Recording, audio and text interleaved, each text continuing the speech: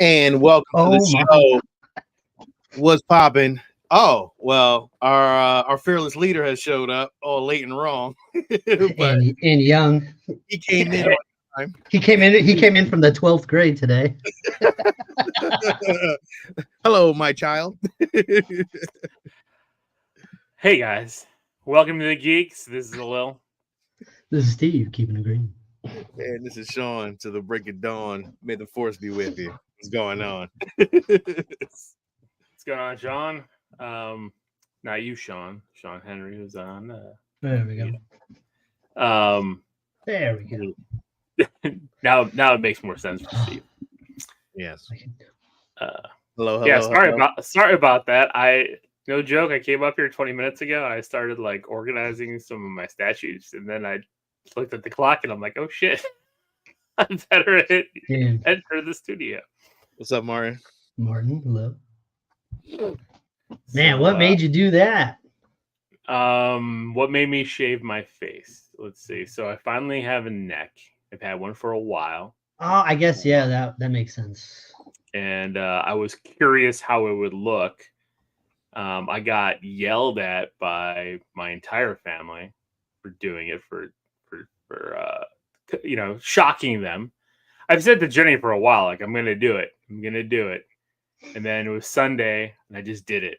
And it's started. I got stubble coming in now. You know, I think I'm growing it back. I just I have too many like nervous ticks with it. Like I pull on it and stuff. Like, and now I'm like pulling on my cheeks, and it's just not. It's not working for me. So, I mean, I don't know. Maybe I will. Maybe I won't. I don't know. What do you guys think? What do you guys think? Good, man. Look good. You looked at crazy the other day when you was on the show on Star Geek, so it was like weird. I didn't understand it. Maybe he needs a little bit of stubble, like the bald, like baby bald is no good. Yeah, stubble. Yeah, a little stubble effect. James. What's up, James? May the force be with everybody who's out there. I'm glad you actually joining the show for Star Wars Day. I don't know what we're going to talk about, but I got Star Wars stuff like always. I got quite a bit for the toy box. A lot of stuff came in, so and it was free comic book day. So, but I don't have and I forgot my. I don't have my free comics up here to talk about, so I'll have to talk about those another time. But I did get some Star Wars books. You can go get them. It's not. I guess I could. Just go get them. I'm sure they're in your house. Yes, they are. They're down. There's downstairs. You can even turn your camera off so we can't see you walk. If you really we can actually see you go, so you can just walk away right now. Matter of fact, okay. Well, maybe at some point I will. I'm gonna make it easy for you right now. Give me back, get out. Oh shit! I will. I will go get the stuff. Hey Ed, happy Star Wars Day as well. I'm gonna say happy free comic book day. That's why I'm rocking my Spider-Man gear because it's free comic book day. I'm sticking with the Star Wars Day myself. I'm just sticking with my 19. I've got that shirt. So does Ed, Steve. We all have that. I think I have it too somewhere. I told Sean, I was like, I don't. He was like, look at mine 1977. I was like, I don't have deep cut Star Wars clothes. I got like that basic Star Wars clothes. Yeah, and that's okay. What's going on, man? How was y'all's week, man? What's going on? It was busy, but I did get to actually watch a few things. No, I got to watch a few things, and none of it's stuff that we've talked about, Sean. Guaranteed. Huh? You have a nice JJ lens flare effect going, Sean. It's very nice. On the back, yeah. I watched a show on Netflix called Baby Reindeer. I keep seeing the ads for that, and I really have no interest. But so Jarvis was talking about it in our text feed, and a few others were talking about it. So I was like, okay, let me give it a shot. And me and Jenny watched the first episode, and like I was like, this show's not for me. But I decided to finish it because it's short. It's 7 episodes, and I think like the longest episode's 40 minutes, and most of them are in the 20 to 30 minute range. Once I started figuring out like that this is actually a true story, like the actor who's in it was a writer who went through all this stuff in real life. It was interesting, but it goes back to my thought. Like when I have a limited time to watch things, I kind of just want to watch things I know I'm gonna like. And like this one was like a gut wrenching kind of a gut punch kind of series. Like it was somewhat tragic what he went through. He was stalked, he was raped, he was a lot of different things happened to this dude. And like it's not a series for me. It's a well done series. It's just I can't give it a rating because it's like I did not. You don't like dark things, like Like I like horror movies, and stuff. yeah, but not like if they're realistic horror. Then you're like, eh. And we've talked about that, right? Like when it's like shit, and the parent came out of me at this because like he had like his heart to heart with his parents, like where he was like telling them about what happened and like how he is and all. It's a very, and I'm just sitting there as a dad mentality. It's like I don't want my kids going through this kind of stuff. Like I just don't want to deal with that. And it's like you don't like shows that make you think. You like mindless entertainment. Is what you're saying. Yes, that's what entertainment should be. It's mindless. It's like anything that challenges me. The real world sucks as is. So why do I want to keep living in it? Because it doesn't in my entertainment. Well, it doesn't suck as bad as some of these movies. Yeah, some of these movies you walk around, you're like, yeah, not for nothing. Okay, not as bad as that. With that. But with a limited time to be entertained, it's again great show, and there's some great stuff and great things about mental health and everything for it. So like seriously, like especially for men, like like he was being stalked by a woman for 6 months and like did not do anything. And then when he went to the police, they were just kind of like, well, what are you gonna do? And like shit happens. And then he was raped by another dude, and like nobody talks about it. Huh? Now you're spoiling the show. If you know the guy, it's his real life. So like it's out there. So like this isn't But what's up, Just Chubs? Thank you. What else? Then I did watch, I'm not gonna talk about X-Men 97, but of course X-Men 97, the greatest show ever. I did watch the Pop-Tart movie with Seinfeld. Didn't watch that yet. I was gonna watch Unfrosted.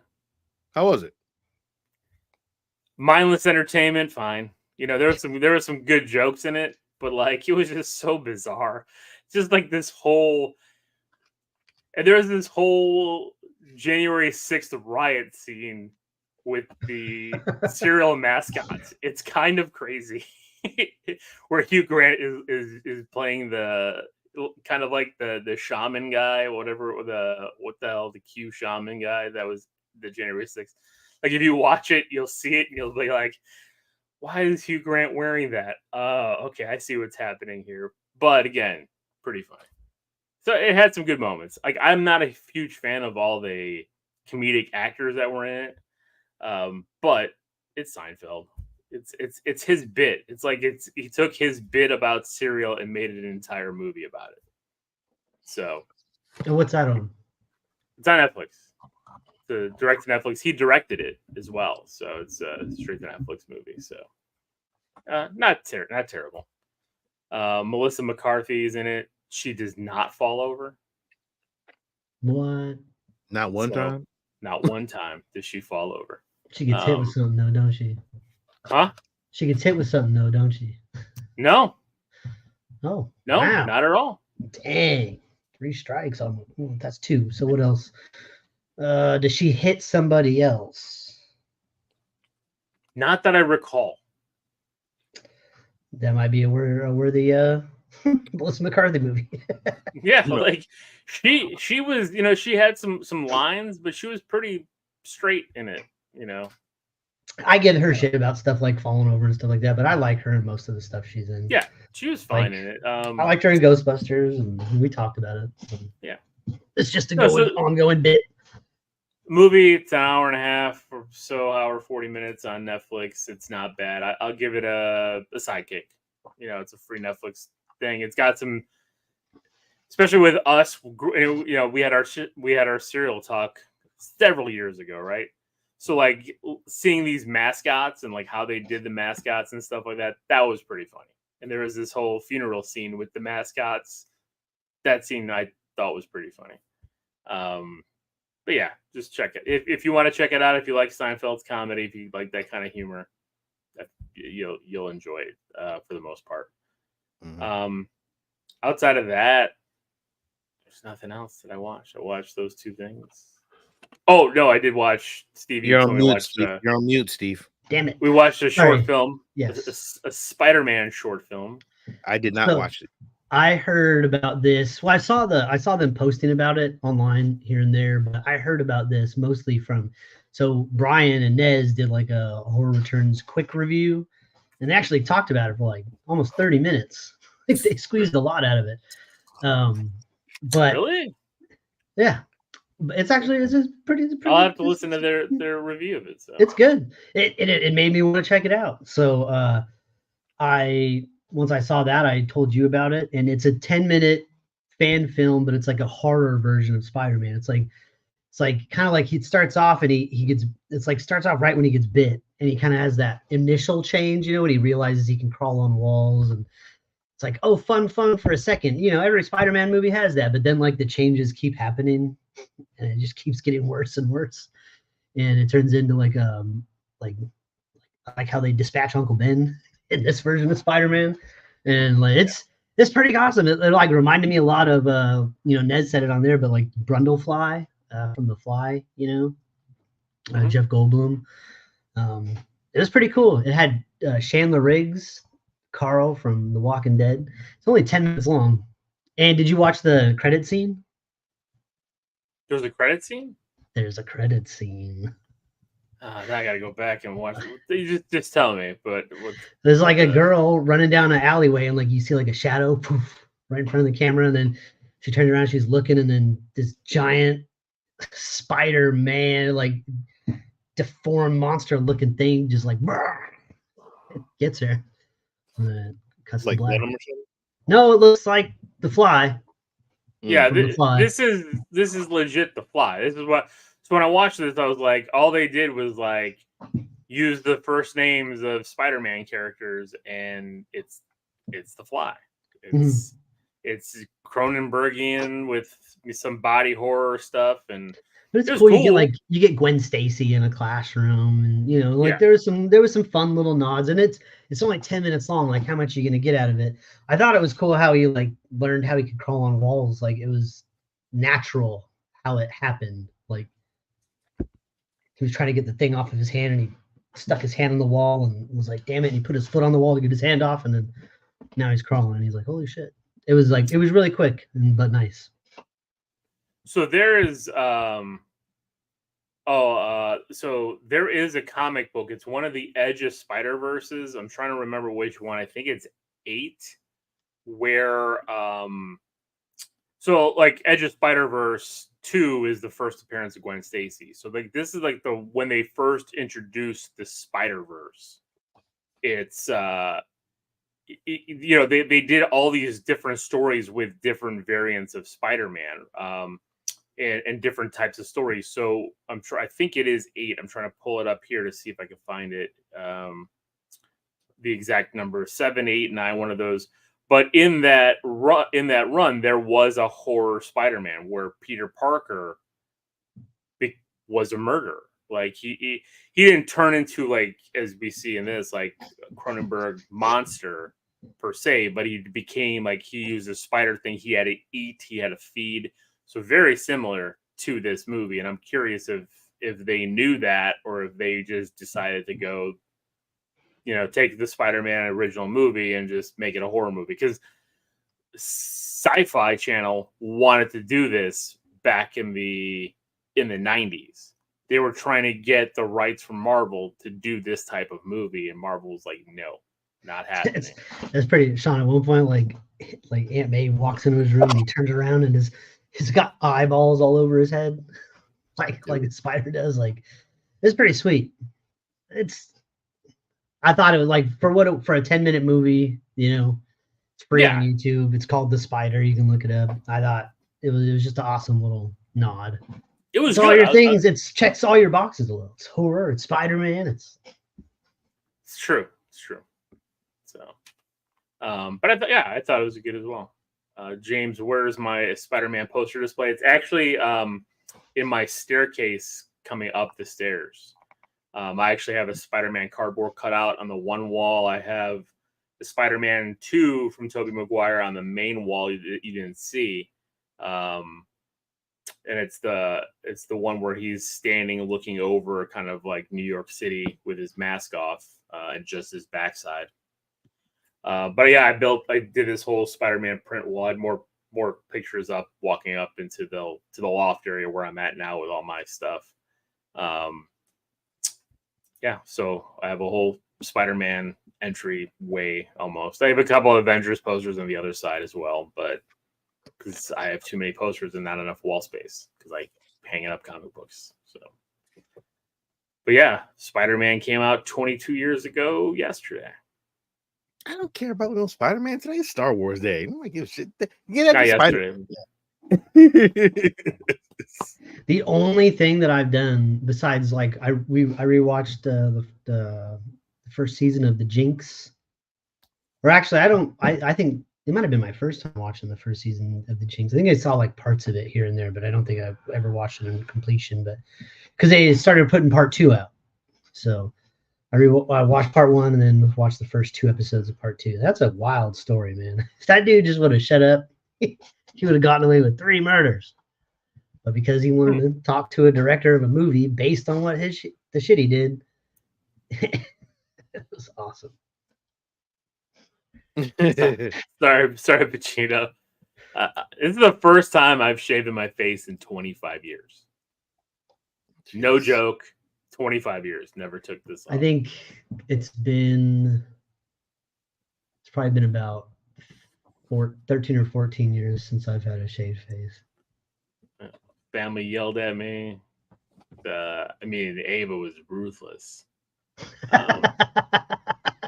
That's funny. Everybody at work said look good, look younger. So I guess I was like, all right. Oh, you do look younger. You definitely look younger. But so is that a good thing? Should I keep it going? Should I keep looking younger? But only if you keep a hat on or shave your head. Yeah, bro. Because that as soon as you take your hat off, you can shave your face all you want. True. Oh my gosh. I've been telling him. But if I shave my head, I'm growing my facial hair out. Like that. Yeah, you have to. Of course. I can't pull it. I can't pull a Ned. It's got that you be look going. You be pulling a Caillou over there, like your favorite cartoon character. Powder the sequel. Yeah, I've had a lot of people making comments. Let's see. Rob Southgate called me. He first called me Uncle Fester. Did you have a tan line, like a facial hair tan line? I didn't. No, because it kind of dimmed, so it's okay. But and then he called me Gru, and then that's what everybody really thought that I looked like Gru. Like from Despicable Me. Yeah, because I have skinny legs and like no butt. Dude, yeah, if you wore like a black turtle, like a black long sleeve shirt and scarf, you might be able to pull that off. You might be able to pull that off. Yeah, actually, you could to be honest, you can pull it off. Well, that's what the kids want me. They're like, if you keep it, you're gonna dress up like Gru for Halloween. I'm like, all right. They have to be the minions, like. All right, the kids are short. They can do it. Embrace the Lex Luthor? No way, man. That's a DC property. I'd never embrace that. I'm joking. It. You watch anything else? No, but I did a lot of playing. I gamed a lot this week. Played a lot of Star Wars Jedi Survivor, which just dropped on Game Pass earlier this week. So is that why you didn't buy before? Nope. I knew it was going to be on Game Pass, and here it is. Didn't we say that shit? It was like we knew it was going to be on Game Pass. I know. I'll get it later. I'm pretty much done buying games. It's EA, and like EA Play, like all the EA games go to EA Play, and then they all go. EA Play is part of Game Pass, so like. I'm pretty much done buying Xbox games at this point. Like, there's no. They're going to all be free at some point. Exactly. Golf is free now. PGA is free now. Yo, real quick, I want to talk about Pacino shit right now because honestly, yo, I don't know if you guys are paying attention to this fucking beef right now. Yeah, but what is happening? Like, God I knew. damn. Why is Fucking Kendrick Lamar is destroying Drake right now, dog. He didn't call this man a pedophile. He didn't say, yo, he didn't call out he put his address, he put his whole address estate on the last album and put the what's the shit when the pedophiles are you can see where the pedophiles are located at? Yeah. Yeah, he got a bunch of those on the top of the house. Yo, the motherfucker went at his son because Drake went after his. So I'm like, yo, but Kendrick Lamar is a lyricist, dog. Like, I don't know how Drake can contend with that. Like, you got writers to write your shit, to whereas Kendrick is just like a lyricist. Like, you can't do shit, dog. Like, I can't see it. It's like it's kind of like why I love when all these dudes try to go after Eminem, and it's like, don't try to do that. Personally, yo, he dropped 4 tracks already. The motherfucker's dropping a whole album, damn near. you talking about you said the Eminem thing, but like I think Machine Gun Kelly won that battle personally, but yeah, I don't, because what's Machine Gun Kelly done since? Nothing. I don't care about Machine. No. I'm not talking about their career. I'm talking about. Are you talking about those 2 songs? Taking those 2 songs, Eminem's diss track against MGK and Machine Gun Kelly's diss track against Eminem. You're giving Machine Gun Kelly credit for fucking crushing Eminem? Are you fucking kidding me, dog? I think there are 2 diss tracks back and forth. They only did one. I'm gonna drop him off real quick. Yeah. I don't agree with you, Steve. I think Eminem's track was legit. His was whiny. Yeah, I don't know what the he dropped completely. He left the whole thing. He should have left. That shit was disgusting. Like, he had no rap on that one. Yo, he's stupid. He had to leave like that though. He did leave though. But anyway, yo, Kendrick Lamar is killing this dude. Although you gotta hear him. What's up, Archangel? Like, yo, Kendrick. Like, if you guys are listening to the shit, it's like fucking body. Yo, how you gonna drop yourself off and leave? I guess Nate agrees with you that he got Eminem. I don't believe it. But that Eminem's response to him was, listen, Eminem has a much better. Right, like Machine Gun Kelly's garbage, but that one particular song, I was like, oof, I think you got him on that. Okay. I think that was better than what Eminem said back to him. Like his response was not very good. Sorry, I don't think it had to be. Machine Gun Kelly. I guess, Sean. I guess you do have a point there. I guess you have a point there. Like he didn't really have to respond. He's like, the body of work itself is. It was still pretty good. Like, it's kind of like look, everyone's entitled to their opinion. It's like, am I going against a lyricist or am I just going against this fucking kid who just probably wrote down some raps and got people to write for him? No, he's not going against fucking like head hitters. Like if you go against Nas or Jay-Z, we're on the same page. It's different. It's different. But it is nuts. Like I haven't listened to the tracks that Kendrick has laid. I just kept seeing them, and I'm like, all right, it's rap. Like, yo, stop. Just go sing. Just go do an R&B album real quick, man. So you can get your fans back, because motherfucker. But see, this day and age don't take rap battles as serious because it's not that serious for these kids nowadays. So it's like, because they're all multi-millionaires. No, from a fan standpoint. From the fans piece. Yeah, these kids is like so Drake heavy that like, and I don't think it really matters to them what a rap battle is, and I don't think it really matters. So at the end of the day, it don't really fucking matter because Kendrick Lamar's still going to do his thing, and so is Drake still going to do his thing. You can say whatever you want about Drake. So what's the best diss song ever? Best diss song ever. First of all, it has to be Jay-Z and Nas. Like, hands down, Ether was disgusting. Ether was disgusting. So like I can say that rap battle I remember more. The Biggie and Tupac thing. I mean, Tupac's hit him up. Violence, dog. Like that was. I know. that was violent. Like that's Yeah, so there you go, Pacino. Tupac's Hit 'Em Up was pretty. But you know what I think was the best diss song ever? I just Googled. I said best diss track of all time. First Mama hit was Said Knock Tupac You Hit 'Em Up. yeah. LL Cool J, Mama Said Knock You Out. Who was that? Who was that? Who was that against though? Why am I drawing a blank on his name now? Oh my god.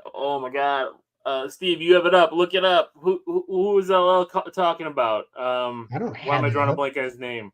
I don't think Steve knows that, even if he looks it up. God damn. He listens to rap like that. He does, but not like that. No Vaseline, No Ice Cube. No Vaseline. Oh, that's tough one. That was a tough one, dog. Like, yo, that was. Oh, Cool Mo D. Yeah. Because I think that one was that one was. Mama Said Knock You Out was. Yeah, but that didn't mean shit though. Like, I felt like Mama Said Knock You Out was more of a.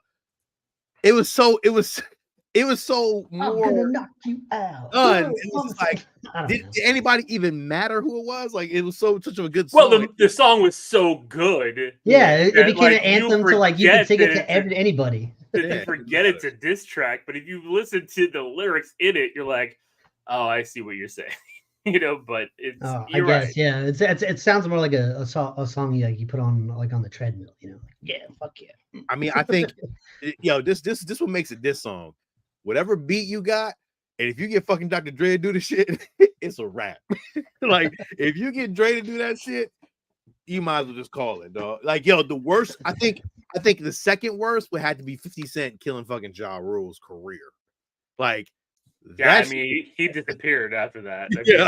He destroyed Ja Rule. And is he trying to make a comeback? I don't know why he would do that. 50 Cent ain't gonna allow him to do that, but it don't even really matter. Like, Ja Rule is done. Like, it don't. They're all in their 60s. Don't matter. Nobody cares about an old rapper anymore, man. Like, it's a young man's game, dog. Like, Jay-Z is probably the only one that maybe, but then he's getting too old too at this point, so it don't really. He might be starting to be implicated in things as well. So. You go down this goddamn rabbit hole. Hey, you know what? TMZ already put out a documentary about Diddy. So I'm gonna tell you right now. If you ever next to a Lil, you just sitting there and he's just you looking at something to watch on TV. This motherfucker will go down a goddamn rabbit hole. I have never seen somebody do that shit before. He just kept clicking. I was like, God damn! Like, yo, we really doing this? Like, yeah, he went deep. Hey, you know what? I was trying to find something that Sandy would also enjoy, and she did. Yeah. The Sauce by Eminem and Benzino. Yeah, that was. Yeah, again, that was. That wasn't good though, because Benzino sucks. So like, I was gonna say nobody cares about him. So like, that's why. Benzino. Yeah. Like when it really mattered, I think the Tupac and Biggie thing, because they both died, that was the worst fucking rap battle ever. Like, because they both just died. Like, that's fucked up. But alive shit, I would have to say, motherfucker still lived. All right. So here's a list. I got a list. We can just go with what Nas's Ether got to be like second on there, right? So there's a top 10 according to this random website. So we'll just go here. So number 10 on this list is Lauryn Hill, Lost Ones. That was a good one. That was a good one. You lost one. That was geared towards Wyclef. Yeah. What the fuck? Are you ready? Lost Ones. What else? What's the next one? See? Like, I don't know. This is a weird list. Number 9 is Bob Dylan, Positively 4th Street. What the fuck is that? What?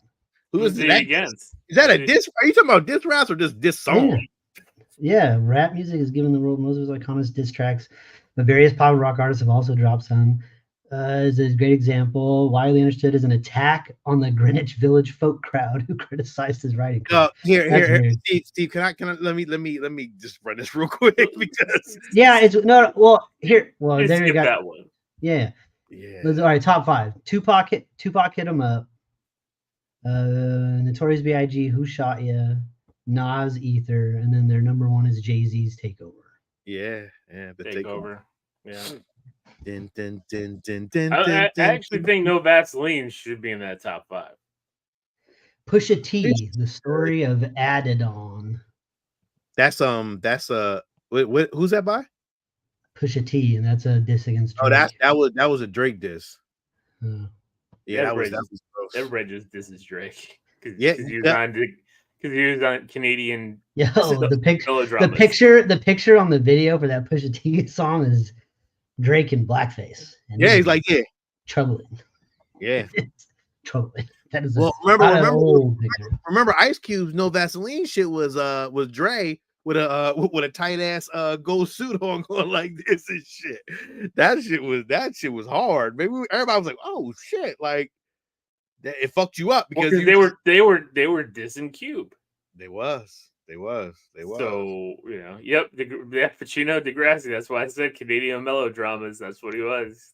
Drake was on Degrassi, whatever, junior high or high school season 2, whatever. Crazy. Yeah, I mean that's why it's funny. Like look, I had this debate with my kids, and I'm not a Drake fan. I just don't. It's something about it that just bothers me to this point. Like everybody, oh yeah, I love Drake. I'm like, yo, I am not a Drake. I don't listen to Drake albums. Like I'm just not that dude. Be like, I can get down with this dude. It's just something wrong, and I don't know what it is, but he's just not my cup of tea. For that TMZ documentary to drop. Yeah, it seems fake. TMZ documentary. That's the Diddy. That's the Diddy one. You can watch that one. Right I'm saying he's waiting for the Drake one. You know what I'm saying? He's like, I just can't because I just feel like something's gonna come out about this guy. I just have a feeling. Yeah, it's something, man. Like I wrote to him. It just feels fake to me, dog. It just feels like an industry.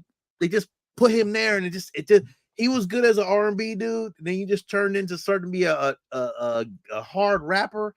It just bothered me, man. It just fucking bothers me. Anyway, man, we're going way back. We went down a hole. We're going way back to 80s. Hey, Star Wars week. To the world class wrecking crew. Man, I started this all by talking about Star Wars Jedi Survivor. You did. Yeah. Sorry, Steve. Well, how do you feel about Jedi Survivor? So, the first game I got like I was playing it, and I remember getting just like kind of bored with the constantly going back and forth and back and forth and back and forth. Mm-hmm. And this one has a little bit of that, but I feel like they added some elements that I feel like the first one was missing. Like there's like this whole home world where like you can like upgrade the fucking saloon, and like there's like a whole garden you can maintain. There's like a fish tank you can work on. There's all kinds of random shit you could upgrade this saloon, like find this band. There's a whole bunch of cool shit you can do in there that like the other game didn't have. It's like little monotonous shit that like makes you want to keep going back to that home. Like, oh, I found this cool shit that'll work over there, and a lot of that stuff like it gives you upgrades. Like I found this guy in the wilderness that was trying to make this game work, and I told him to go back to the saloon, and then he set up his game, and when you beat people in that game, you get like cosmetic items and like shit like that. Like that's cool. That's actually kind of like that part too. I'll play it for a little bit. I think the combat's amazing. And Sean, I've gotten to the point in my old age of 40 that I don't play challenging games by myself anymore. I gotta learn that lesson. Like I still maintain online. Like we play online. We have our big game nights and I have to maintain, and there's no change in the difficulty when we're playing Texas Chainsaw Massacre. But yeah, but when I'm playing Jedi, that difficulty is all the way down. I'm not trying to fucking like the puzzles are hard enough without getting killed over and over and over and over again. Oh, I'm telling you, I'm at Darth Vader and I still haven't passed it. That's why I stopped playing. I was like, yo, it was too hard. I was like, what am I doing wrong? And it gives, because you're going against Vader with a different character, and like, it's just like, oh man. And you got to beat Vader to keep moving on, and you can't avoid the shit. So I stopped going. I'm going to go back to it. You were asking where I was at. I'm at where BD1 gets the little purple shit that you can spray. Oh, you still got a couple more boards to go, bro. A whole couple boards to go, man. But I'm taking my time. I'm like upgrading shit and enjoy that. Yeah, so I'm having a really good time with it. I think it's really good, man. And you know what? Like, I think Cal Kestis, he's got to show up in live action, man. They could just drop him. It's an easy. I mean, but he's older, right? Because he's running around fucking with Darth Vader, so he would be older than he is now. in the current state of this but show. I don't. You know what's weird? How age works in the Star Wars universe. I don't really know. I mean, I guess they could just put a beard on him and make him have long hair, and poof. Yeah. Now he's like Obi-Wan's age. You know, give him a little streak of gray. We got good to go. I did watch Tales of the Jedi, or Tales of the Empire. But I'll review that on Star Geeks. But it's too short though. But like I think they need to extend it a little bit more. And it was a cliffhanger. I was like, damn, really? So that fucks me. Like, how you gonna have a cliffhanger on something so that damn short? Like, you know what I mean? Like, well, we're gonna review it this next week, but make sure you check out Star Geeks for that review. Although you're gonna watch Tales of the Empire, right? Yeah. I didn't watch it yet, but yeah, next week. We got to next week. Oh crap! Better or worse than season 1? Really like the Doku. No, season 1 was fucking great, dude. Season 1 was really good. I mean, season 2 is. You gotta wait for the review because there's a lot of breakdown shit that we gotta talk about with that. But well, I mean, James, yeah, I mean, it should have been Tales of Ahsoka. I'm gonna be honest. It probably shouldn't have been Tales of the Empire. Oh damn. Yeah, because it really bases heavy off Ahsoka. So, but again, I did like the second one, so like I'm not gonna say nothing like that, but we'll review it and you check out Star Geeks review. I did nothing for Star Wars Day. I didn't buy anything. I'm a little disappointed in some stuff that I had called a little on today. That like the company that I get my that I'm getting some of the studio scale ships got the call. They got the when you're making things without a license, they got the letter from the House of Mouse. Cease and desist. It's bound to happen. Like I see some of these things you get, and I'm like, how the fuck are they just making that? Exactly. Like, I don't know.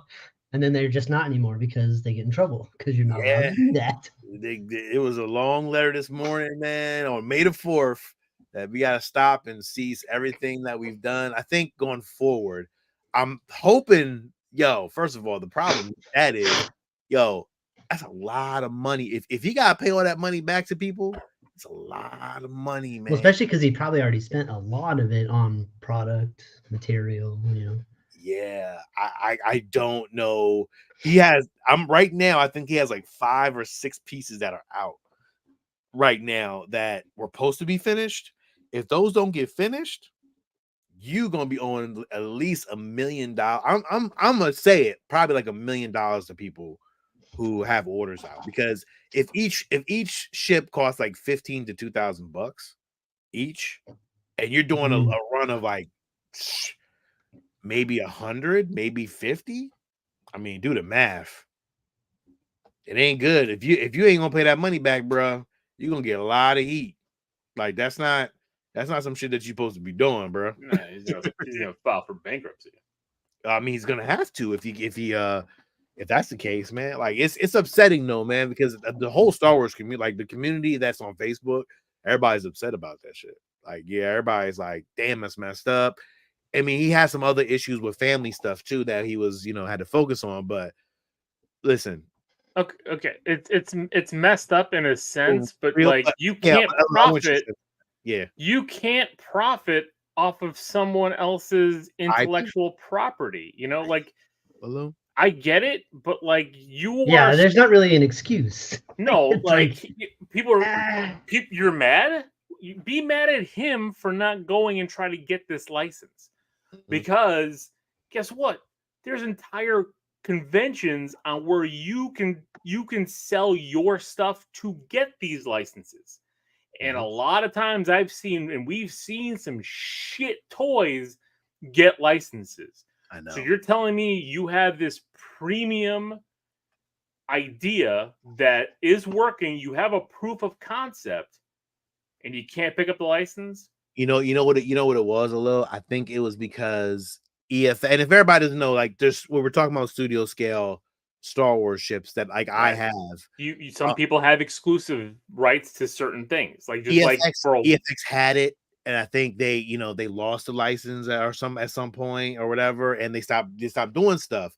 And I'm assuming that Lucas Star Wars thing costs a lot of money. I don't know exactly, but I know for apparel it's expensive. I don't know how it works for licensing, but at the same time, Regal Robot does have the license, but they're creating like the characters, the little Mad Cats, and they're creating big stuff. They're creating they're going to Lucas Archives and getting shit. So like, it must not be that much because I know that Regal Robot isn't that big of a company. So and they're charging a lot of money for this shit. Like some of that shit is like $3,000, $5,000. So I'm confused. You've been doing this. You've been creating these ships and models for the last almost 5 to 7 years. At that point, I think I'm like, did you not think to be like, well, maybe we should probably pull back and think about getting the license so that we won't have this trouble coming up? And look, I agree with you. Like, you can't kind of cry wolf at the point where like, oh, we got a season 6 letter, we can't do anything now. No, you can. You can just put the money that you put into if the quality of your shit is really good. Yeah. Take that time, rethink your model, and get that license. Each piece is going to cost a little bit more, but people are going to pay for it. Well, and also what's going to happen with that is you will be able to produce more, to get more ships, to get more concept art. I mean, imagine them doing more Macquarie ships based on that artwork if you can get that IP, right? Yeah, it's like crazy. You open up and create a business that's bigger than what you. There's got to be a reason they didn't do that then. I mean, because it sounds like this, oh, well, why wouldn't you? But this is crazy because you're right. I think I'm convinced that costs a lot right out of pocket, like right to start. It probably you can give me that, but like it costs a lot, and I think the models don't really exist anymore. That's another thing. They're not really in good shape, so that could be a whole thing. And I think that like it's just because no one has created studio scale ships outside of EFX since that time is gone. And I'm confused. I'm like, why? Because there's a group out here, there's model makers out here making this shit just like, whatever. And it's weird. I'm like, well, what the fuck is going on? Because we see Sideshow doing all these pieces, but they're never doing ships. Nobody's ever doing ships and models. And I'm like, what is wrong with that? There's got to be something there that they're not releasing, and they don't want us to have it, or they don't want people to have it. The ship conspiracy. Well, it might not be that. It might be cost per, right? For Sideshow, for them producing that, it might be too costly for what they want to do. Yeah, it'll probably sell, but we've seen them now even scale back on their statues and go back to, a very limited run because the market's not there right now. Yeah, right now people aren't frivolously spending right now like they used to. That's not true because there's another company out there that's doing the same thing. They're doing the same thing, and the price of their shit is a little bit lower than what the company that I was dealing with is. But they're not, but they don't have the license. So like that's gonna get hit at some point. Like there's got to be a company out here who wants to get this license, who wants to pay the money. The only company that's doing this shit is Hot Wheels.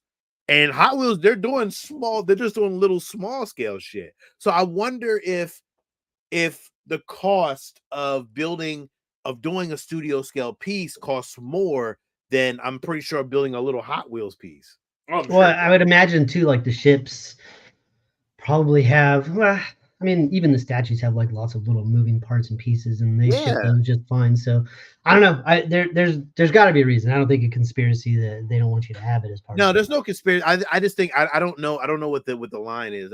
I would love for someone to tell me because I don't think anybody really knows. Like this whole industry of ship build is all like underground modelers making ships, but they produce them and they're doing 3D files and this and that. Yeah, Bandai is doing them, and but they're smaller though. They're never studio scale. There's like the Falcon is studio scale, but there's ones that they don't have bigger ones like that. Will be it's got some, and I'm convinced because I know PCS just got the license. 300 exactly. Yeah, the ship. Yeah, I was that's kind of where I was leaning a little bit when I was talking about like the different little pieces. Like when they have to ship these things, right on a ship, they're gonna probably have to ship you some sort of base to put it onto, and then so they gotta figure out that, and then there's whatever little fucking antenna sticks out, this little satellite, and then they want to have thruster blasts and all this shit here and there, and you got to package all that and then ship it out. And if it's that's a big fucking box, and shipping is crazy right now. Dude, the fucking box that this shit came, the AT-AT came in is ridiculous. Like it's probably the biggest box I've ever had. Like they stuff, but yo, I'm gonna tell you, they packaged that bitch well. Like every piece was broken down, and it's a nice piece. I'm gonna show it actually tonight when we start doing the toy box, because I didn't show anybody yet. But I mean, it's crazy, just like the thought of everybody in this industry of Star Wars that builds the models, but everybody's building them underground. Like nobody is like nobody is showing Disney that, hey, we can do this. They're just all just building it, like kit building it and doing this and doing that, to where no one has the license yet. And EFX had it, but they went bankrupt. I think that was what it really killed them, man. Like EFX now, they do stuff, but like it's hit and miss, every once in a blue. It's sad because I think there's a fan base for all this shit. It's just somebody just has to build it and use the license. Well, and do it right?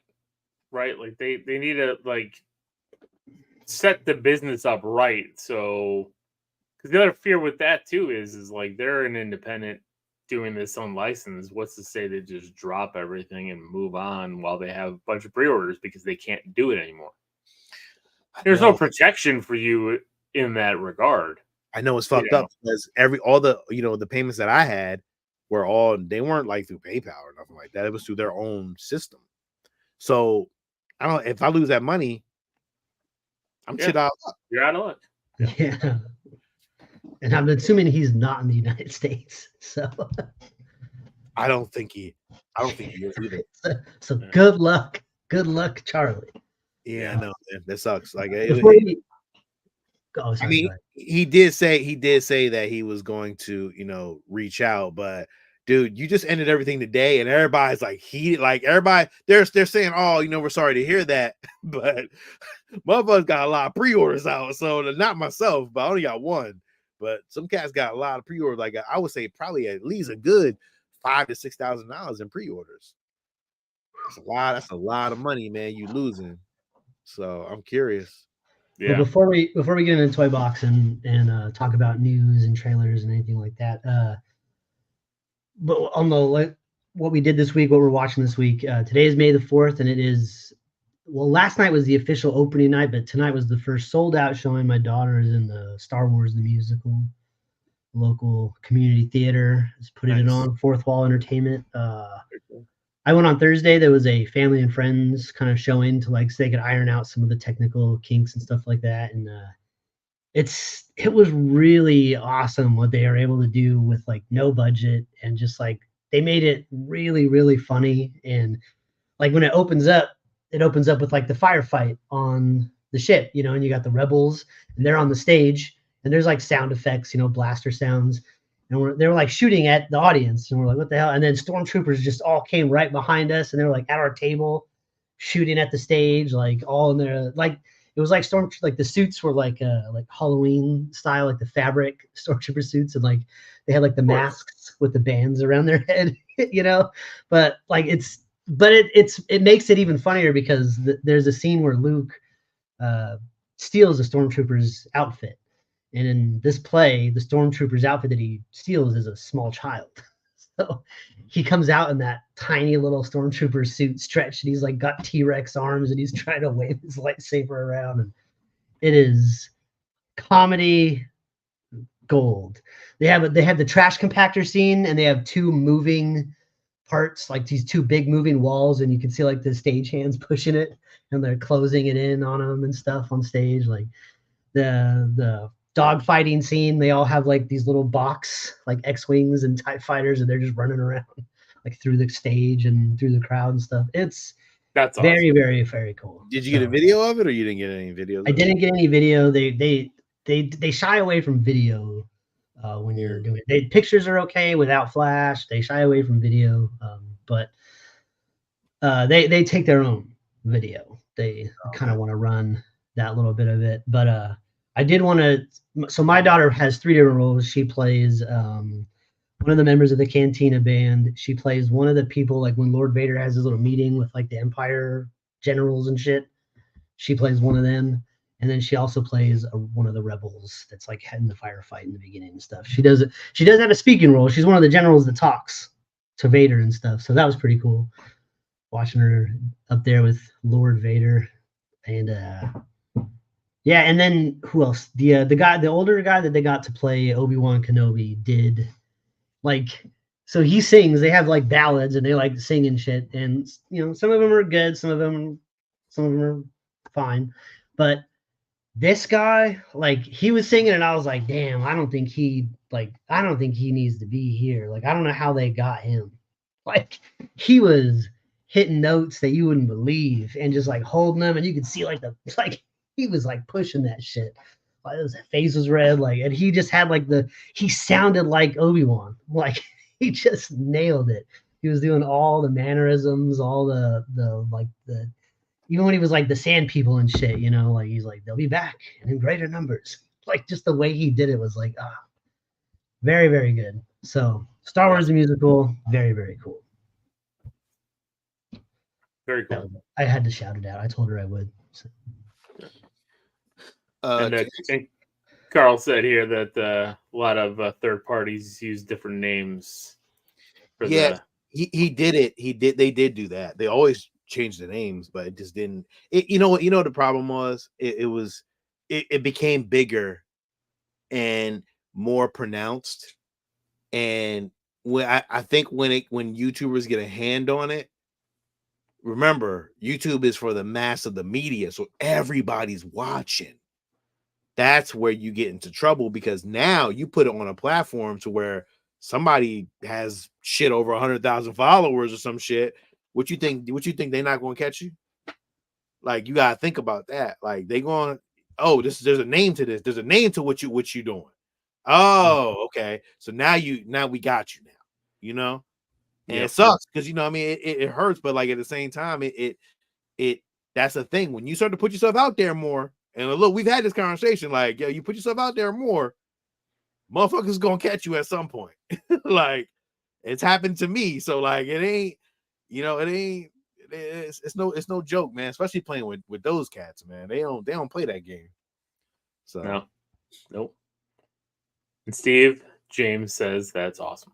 Yeah. For your Star Wars the musical.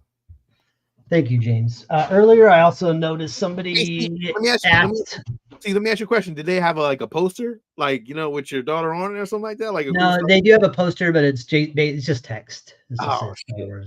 What you should have did, be like, hey, let me create your poster for you. I've asked several times, like, thrown out, like, hey, I kind of do some, and they're just like, oh, that's cool. Yeah, I was like, I'm not pushing it. Yeah, Carl, I would not mess with, of all people, Todd McFarlane, because he's all over social media and he makes his own damn toys. He will take that shit down in a heartbeat. He is the most litigious man in comics and toys that I think I have ever heard of. Like, he sues everyone for everything. Does he? I didn't know that. Does he do that? Oh yeah, he's gotten into a lot of battles with other artists. He's bought houses with sued you money. That's why he spent millions of dollars on the Mark McGuire baseball. It was just like, hey, you know what? I didn't earn this money in court. That's why he's like, you know what? I'm gonna make my own Spawn movie. I got a few lawsuits coming, and I'm gonna win them. So, oh man. We in a toy box? Let's go in a toy box. Stevie, I have Tape Talk. That's always shortest because it's the cheapest. So I'll start with that. Some of the tapes that I picked up this week. Oh shit! I just knocked them all over. I got Mystic River. Remember that dull movie? I was gonna say, why did you buy this one? I like the box. It's a cool box. It's gonna look good on the shelf up there. So Okay. pick that up. This is another one that nobody else seems to like, but I always liked I Spy with Eddie Murphy and Owen Wilson. Ugh. Really? Oh, I like this what? movie. Are you serious? It's funny. It's a terrible movie, man. It's funny. Owen Wilson, Eddie Murphy. This is a classic, and I can't believe I don't have it, but I found it in really good condition. But I got Pulp Fiction. I didn't have this one yet. So Oh, nice. the box is really nice. That So was good. that one up. Surprisingly difficult to find, but finally picked up X2. I've had X-Men for the longest, but X2 is like impossible. Because I think it was right at that border time when they started Yeah. slowing down those things. I've seen it in other people's collections, and I'm like, damn, man, where can I? And finally was able to find that. This one is one that I picked up another movie. I can't remember what it was called, but I picked it up because of the title and like the tagline. And this is another one. It's called The Perfect Weapon, and the tagline is "Just try him." Well, there's another tagline: "No gun, no knife, no equal," and it's Jeff Speakman. Oh yeah, I heard The Perfect Weapon. I've seen that before. That was an Like- HBO special. It was an HBO thing. He's just the most bland, normal ass white dude. Just and he's like face kicking motherfuckers. It was all Yep. white dudes in the 80s. So Oh, man. He's got like a preacher's haircut. Like I don't know. It's just very funny. That was an HBO special. it sure was. Well, I remember that shit. Let's see. Picked up Hot Shots in good condition. good? So Great. No, that's the first one. no, just the first one. I'll get part two when I Right. can. That's got a great cover too with Charlie Sheen with the chicken on the Chicken, bow. yeah, that's a dope one. But Hot Shots, so that's a good one. I've never seen this movie, never heard of it, but it's called Air America with Mel Gibson and Robert Downey Jr. Are you yeah. kidding me? You've never heard of Air or seen Air America? I've never Yeah, seen it. where you been at, No. brother? Never seen it. I just thought I was like, oh, this is nice. Did you have HBO back in the day? No, I've explained to you guys that I was a poor white child, and I never had cable, so HBO didn't exist. Air America, in really nice condition. Look at that box. It's shiny. HBO back in the day, how much was it? Like $2? I think it was. I can't remember how Yeah, the but cable you bill was back needed I was cable a as child well. You with didn't no have money. cable, period. then. No, I'm not Make saying it you have happen. money. I'm not saying that, but I'm just Yes, saying, my parents made some poor choices. So. Anyway, and then the last one that I picked up was the important movie to me when I was younger. James wants to know what's Jeff Speakman doing now. Oh, Good Son, Macaulay Culkin versus Elijah Wood. Damn it, this is- Steve! I have that for you. You have a like. How long have you had it? For a while, I have that bat phone still too. That I gotta send to you. yo, if I'm not on a little man, that motherfucker won't send shit. It's all right. You know what it is, shit, man? It's hard we getting a all post. have stuff, and it is hard to get out there. It's one of those things that you never think about until you talk about it. You're like, fuck, I And do have to do that. I have your box ready, Sean, but I have that sale this week, so I was like gonna wait in case you wanted anything else to throw it in that box. So Yeah, I know. Anyway, when I was I think in 5th grade, I read the book because again, movies were hard to see when I was a kid. So I read the book to this movie and really wanted to see it. And then I remember watching it, and I read the novelization of the movie, so obviously it lined up pretty well with the book. And so yeah, Good Son, very, very cool. That's it for Tape Talk. all right. Oop! I took Steve off the stage. There we go. So all right, I'll go because I got a lot of stuff actually. Oh well, let me go. Then. Let me go. Full You've screen. got like a grail piece, man. Like Well, those got a lot of little things. You got one nice, really big thing All that's Star Wars related, I'm assuming. So we should probably end the Star Wars show on a Star Wars note. Gotcha. so, I'll just talk about a handful of the comics I got for Free Comic Book Day, and then I got 3 graded books and the statue. So I got some stuff. So I guess I go into still. God damn it, fucking hell, America! Never Air America, a movie we've never mentioned one time in the last decade. I mean, we What? thought you watched it at least. Shit. I was gonna say, yeah. I mean, it's why do you think Robert Downey Jr. and what's his face are good friends still? And you know, Yep. So free comic book day book I picked up because I thought it was kind of a cool book just to have. It's Street Fighter versus Final Fight. So it's just That's two cool. video game IPs. I'm like, I have Final Fight, I have Street Fighters, so I'm like, you know what? I'm gonna pick this one up. So I always have like the artwork to that. I have not read it yet, but can't wait to check it out. Anime style, but it's like Capcom's own kind of version of anime. Yeah. Like, I like it. It's a nice style. Yeah, see, here's the inside pages to that, Oh, that's cool. Yeah. So I'll save this one for last. Picked up also Spider-Man and then an Ultimate Universe free comic book day kind of combo. It's kind of into that new Ultimate Universe that Marvel's rebuilding out, and then also an Amazing Spider-Man story. So of course, I'm going to pick this guy up. So Spider-Man Ultimate Universe, we'll like that picture of Doom there. You got Doom and Goblin and all the Avengers and Spider-Man. So thought that was a cool book. Picked up another anime book. Picked up One Piece. So Ace's story, the manga. So got a One Piece book here. So thought it was interesting. I never watched these. I know there's that live action show on Netflix. I know everybody's like, "Oh, you should go watch it." Alex is trying to get me to watch it. I got to figure out some time to watch it. So, also a book that was out there that I really wanted to make sure I got was because, and I got a couple copies. Teenage Mutant Ninja Turtles is coming out with kind of a new series. There's a new storyline with the characters where they kind of aren't the heroes right now, but there's somebody that needs to kind of step up and protect New York. So it's going to be this is the first appearance of actually this character. So if the character gets big, and hey, great, got a first appearance. But it's who is the Night Watcher? You can tell it's a turtle. We don't know if it's one of our 4 turtles, but who is the Night Watcher? Free comic book day turtle. So I thought it was kind of a cool. I like these when they have for free comic book day like a first appearance because it's kind of it's different. It's a lot of people get these books for their kids and stuff, and they're not thinking about them, but then also it introduces their kids to those characters and they get like the first-hand knowledge of that character. So, and then Marvel's doing their own kind of vampire storyline thing coming here called Blood Hunt. So just picked up that first issue to see if it's any good. So Blood Hunt, and then it has an Uncanny X-Men story in here as well. Again, they're not. You know how to beat that.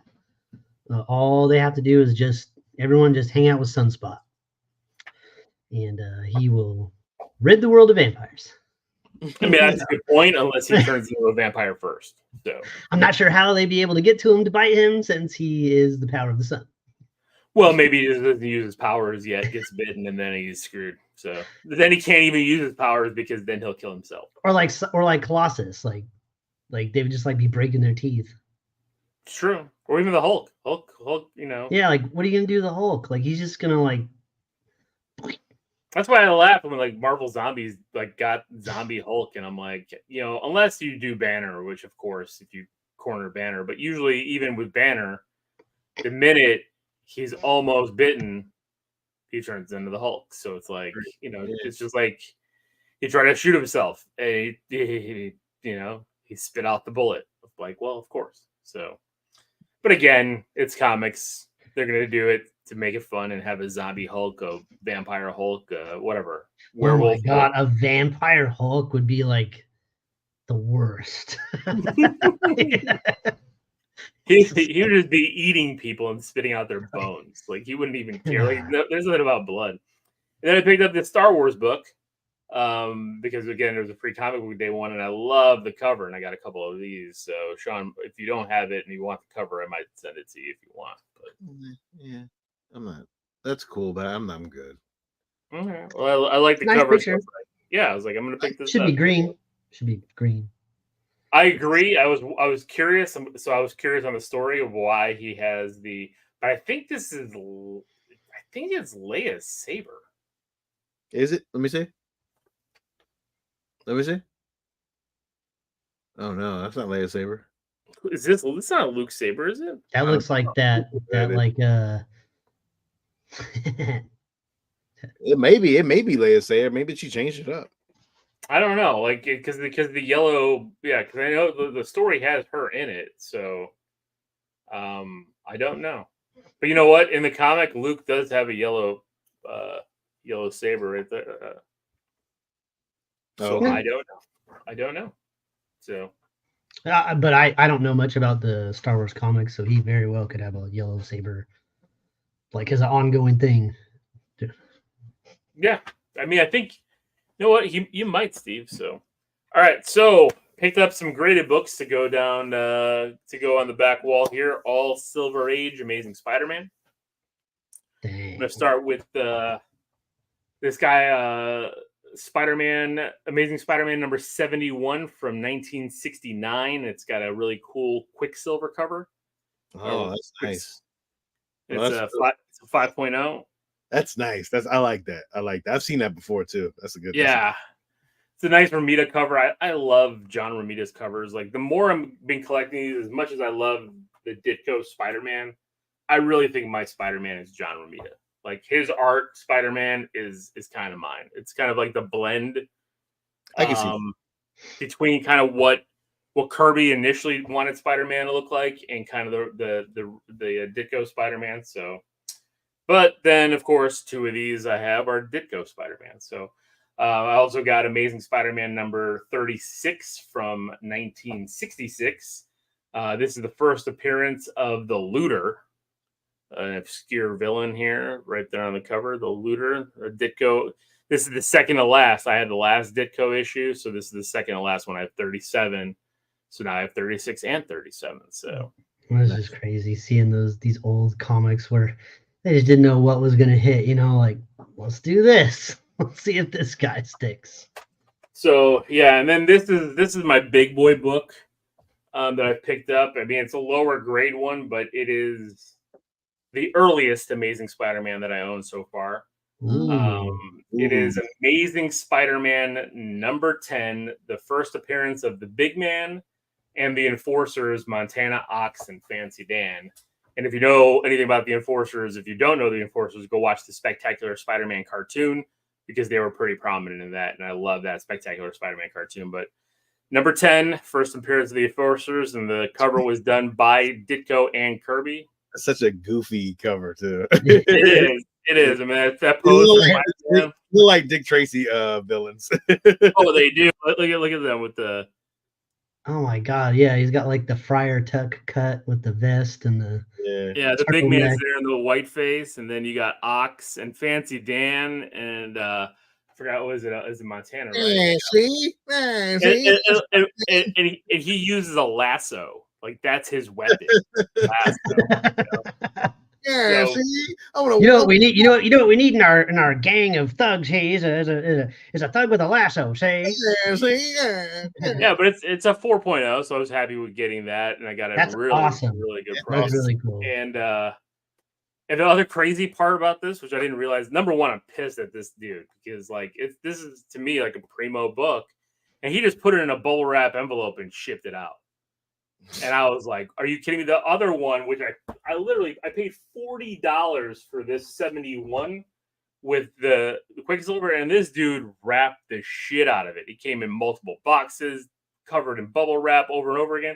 This guy dropped this one in just an envelope and sent it, and charged me double for shipping than the other guy. So I was pretty pissed. Did you give him a good rating or a bad rating? I haven't rated it yet because it came in today, so we'll see. He got lucky. There was no damage. I mean, yeah, like that. There it is. Like you have to weigh that too, right? Like, yes, he did that, but did it get fucked up? Yeah. So, but the other crazy part about this is the 4.0 white pages. I've never seen that with a book that's this low of a grade that the pages are white. Like Mm. That's weird. Like, I don't know how it got that great. Is but it that jacked up on the edges and the corners and stuff? yeah, the spine is not great. Mm. Like, you can kind of see a little bit there for, you know, it got a 4, you know, and then there's a couple kind of in rips in the cover on his bicep Oh, there, I see. Yeah, you yeah, know. yeah. But it's still not bad. Like, I like it. And there, you know, somebody wrote their name on it. Gordon Hewitt wrote his name in a pen right on top of the amazing Oh, shit. Gordon Hewitt. But That's again, definitely gonna factor into the score. Like, I oh don't know yeah, why yeah. White Pages 4.0. Yeah, well, it's not Gordon Hewitt's The Amazing Spider-Man. That's the problem. But you know what? I love it anyway. I don't care. Sure, Like, of it's, course. you know, it's a 4.0 from 1964. Like, That's so that's the earliest book yeah, you because got. before, not book overall, because I do have a horror book You from know what that? 52. But this is No, my I meant your earliest Spider-Man. Spider-Man. Yeah, yeah. But that means with the spine damage that you're seeing, the tear on the front, and the writing, that the fact that it's a 4.0 means that the pages in there inside have to be like immaculate. And I mean, the fact that they got white pages is like, Yeah, that's really you know, cool. yeah. So I'm happy with that because the cover to me still looks good. It's still a sharp cover, still got good color. The damages don't bother me. It looks like pop art. It looks like a pop art. Yeah. Yep. Like And it's going right there. I already moved the one book, and you know that was my earliest number 12 right there. But now I got 10, so now I got to get 11 to kind of keep.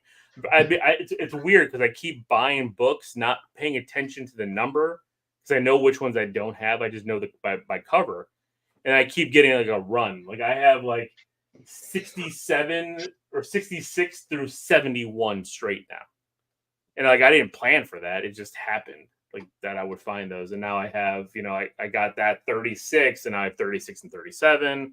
So I'm now, or no, I'm sorry, 37 and 38, whatever it is. But I keep finding like multiple sequential issues. So I'm going to keep doing that. That'd be cool because then eventually you'll have like it whittled down to like, I need to get 42 and 36 and, you know, whatever, like you'll have it like whittle, you know, that it'd be hunting then. Well, exactly. And I know for a fact, most likely those will be the big boy books. You know, the first Goblin, the first Doc Ock, the first Lizard. So it's like, okay. Oh, shocking. The ones I'm missing are the ones that cost a shit ton of money. Yeah, I did read the Donny Cates run of Venom. I have all of them. I think I have, well, at least the 1 through 25, I think. And then I have, I think, 29 and 30. But yeah, those were good issues with Donny Cates. Did a good job with Venom. And then I picked up today while I was going through comic shops at Free Comic Book Day. I'm actually kind of shocked that this statue was there and it was so cheap because it was the Coliseum of comics. Yeah. You know, everything was jacked up price wise there. And I'm looking at this. I'm like, there's got to be something wrong with this. So I inspected the shit out of this statue. And I got a Bowen, the 1/6 scale Wolverine, yellow suit Wolverine. And oh, nice. I really like it. Old Bowen piece too. I know it's a nice old Bowen piece. It's a classic. I liked it. $100. Almost need that to go next to like a Hulk, that same style. Well, yeah, I have the same style of Bowen Cyclops, and then I have my Diamond Magneto. So I'm trying to kind of get them together. But I do have a Hulk jumping in the air that this would actually kind of be cool, kind of putting them kind of face to face, kind of going at it. So I don't know, but I have my Hulk with my Avengers now. Do I need to get a different Hulk? So we'll see. But yeah, so I got this. I was, you know, I'm trying to get. I like to get a 6 scale run on the X-Men as well. After I finish off my Avengers and yeah, especially, I mean, X-Men 97 has got me so hyped on everything X-Men. Like I was looking at for a ton of X-Men books today. I didn't find any that were in great condition that I wanted. So you're not gonna pull a trigger on those Iron Studios, huh? The 1/10? Yeah. Oh, the animated ones? Yeah. I didn't say I wasn't. Oh, okay. These are comic book ones. Yeah. Like I have the Hot Toy MCU Avengers that I'm not getting rid of those, you know, plus I have the comic statue. So I can double dip. Mm-hmm. I mean, I like those Iron Studio ones. So I like them too. yeah, so got the Wolverine, really good shape. Every time I've seen these guys on eBay, for some odd reason, like they're always broken, and like people are selling them for like 100, 150 bucks broken. That's why I couldn't believe it. And they had the box, so I got the box. Old Bowen piece, so yeah, those old Bowen pieces, you know. Yeah, they hold their value. So yeah, comes off the base. This one is 2071 out of 3500 from 2000. So nice. Yeah. So there you go. That's my pickups for today, and I'm probably not picking anything up until after Father's Day. I gotta kind of put the kibosh because I got my birthday and Father's Day coming up. So I'm gonna take about a month or so off from buying stuff. So all right, well, time to dip into my little say something that makes my statue look very tiny. Like other things that Sean makes me feel tiny about. Yes. He just made me big. That was alluded to. We didn't have to. Yeah. I'm gonna keep going into further detail. So. This is my first XM piece. This is the XM Studios Darth Revan. As you can see, as I'm holding this thing up, the turnaround, I'm trying to keep it as much balance as possible. I was gonna say, man, do not drop that thing. Oh no, dog, I got it. You're making me nervous. I got a good grip on it, bro. I got a good grip on it. Yeah, this Revan is dope. It does have switch out. It does have switch out hands, so I can switch this out from that and switch it to this. And then yeah, as you can see, the base does light up, but I don't have lights in it. But as you can see, it switches to this all the way around to that. Beautiful piece. So which one are you keeping in? The saber or not? I switch them out. You know what I mean? Every other day I switch them out. So yeah, I mean it's a dope piece, dog. Like I really do. My first XM piece, I'm beyond. The base is nice. The base lights up. It's the detail in the fabric, man. Fuck. Dude, it's so good. Yeah, all that line work on the armor too, that silver line work. Yeah, man. It's a good piece. Amazing piece. Like hands down, beautiful. Like I'm glad I got it. It was on Mercari for fucking cheap as shit. I was like, you know what? Now I know you said that you're not doing helmets, but you already have some helmets, and I'm looking at that Darth Revan helmet on there like, damn. I'm not doing a Darth Revan helmet. I'm fine with this. This is complete. Like I'm good. Like I don't need to. I have the hilt from Darth Revan that I got like a while back from Hasbro. So that goes with the Revan piece, and I'm fine with that. I'm good. Complete. You know what I'm saying? So when Hasbro drops their Darth Revan helmet, you won't be picking it up. No. I think I'm good. Tell you go to GameStop and see it on clearance, and you're like, and I will buy it. The second piece out of the three pieces that I did get this week, I got that actually Revan last week. But I did get the Chewbacca premium format statue from Sideshow. Older piece. I do like that piece. It's an older piece, but it's a good piece. It completes my Han Solo look. Big piece, man. I love the way that the hair is done. It's so good, man. Such good detail. I had to switch out my my Bestas and put one of the ones that I can change the shelf size. So I brought the shelf down. That worked perfectly.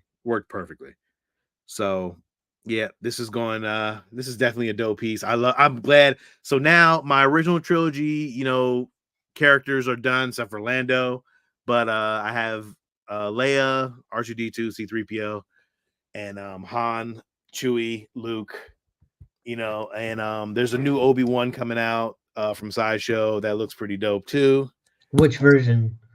It's the Mythos version, and it's what version of Obi-Wan? It's Ewan McGregor, and it has a head swap out of Ian Alec Guinness. So I'm taking on a little light tour of the Star Wars studio. Oh shit! Nothing crazy because I'm doing a whole studio thing later. But as you can see, the layout is some of my stuff. little some of the good stuff. You know, some the C3PO. You know, like always, got the light up lights. Love that piece. But what I want to get to over here, mind you, I gotta step over everything because I'm trying to clear everything and fuck out of here. And then this is my studio scale AT-AT. Beautiful detail, as you can I see. know it's fucking ridiculous, man. Like, this whole shit is just He just had to walk like he got out of breath walking over to show us this giant statue that's too big to show at his desk. Yep. Yeah, it's on the other side of the room, dude. I had to put it somewhere. So as you can see, that thing is so awesome. Yeah, detail is great on that thing, man. It's still the most ridiculously stupid design for a vehicle of any sort. But it's so cool that it's like, who cares? Yeah, man. So I'm very happy with that thing though, bro. Like I'm like completely happy with that. So what is the material? What's it made of? It's full resin, bro. Like it's full. It's resin. Like it's like a hard resin. That thing's heavy. Yeah, it's heavy as shit. It weighs like 50 pounds, dog. Like mirror it's like, base? Huh? Mirror base. Base is right there. Like glass. Okay. So the whole glass. And I like the weathering on it too. You can see like the streaks coming down on the vents and stuff. Yeah, weathering's good, man. The paint job is fantastic. Yeah, man, beautiful. So God damn. Yeah. And that thing got shipped to you? Huh? That thing got shipped to you? Yeah. Yep. They got shipped to me in a big ass box. The shipping cost is probably more than probably all of my tapes. The shipping cost was ridiculous. So this is the box, dog. This is the box. It's as big as you. Yeah. That means it's taller than me. Yeah. That's the box, bro. You could have shipped me in that box. Ridiculous. So yeah. So is that how we're gonna get you here next year for MegaCon? That's about the only way. Box. But yeah.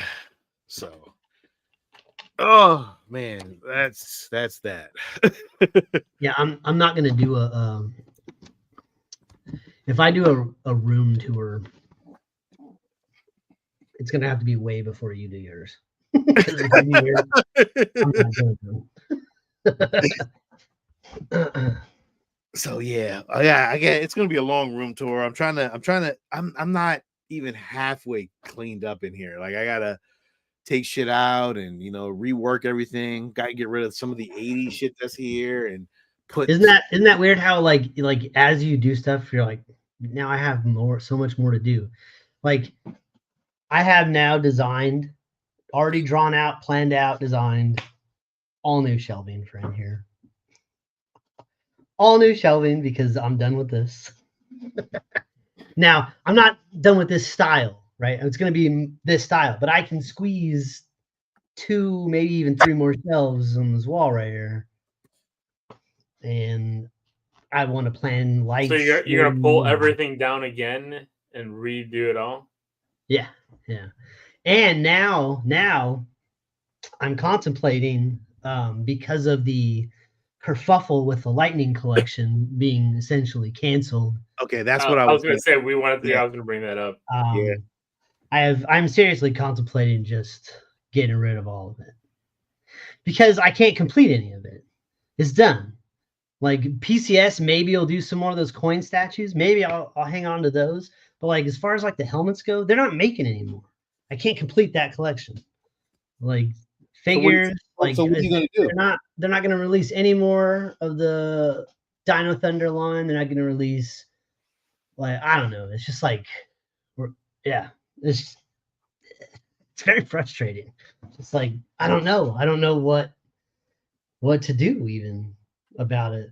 Because I'm like, man, if I get rid of that shit, then I could plan this whole section over here. I could turn into that little beaded room corner right here. You know what I mean? Like I could actually do some fun video store stuff and turn this into more of a video store than a video store and Power Rangers and Batman. Will that beaded section have just home movies or purchased movies? Well, yeah, I guess you'd have to put them in the fucking VCR to find out. You know what I'm saying? Probably it'd be like it's like come over, Russian Steve. roulette. What's this Hey, tape? look, it's just like Russian roulette. It's like when you sent me fucking Texas Chainsaw, and I opened the tape and lemony snickets. Thank you, Lil. Yeah, sorry. Oh man. So, Steve, do you think the IP is just dead? No, it's not dead. They sold it to Playmates.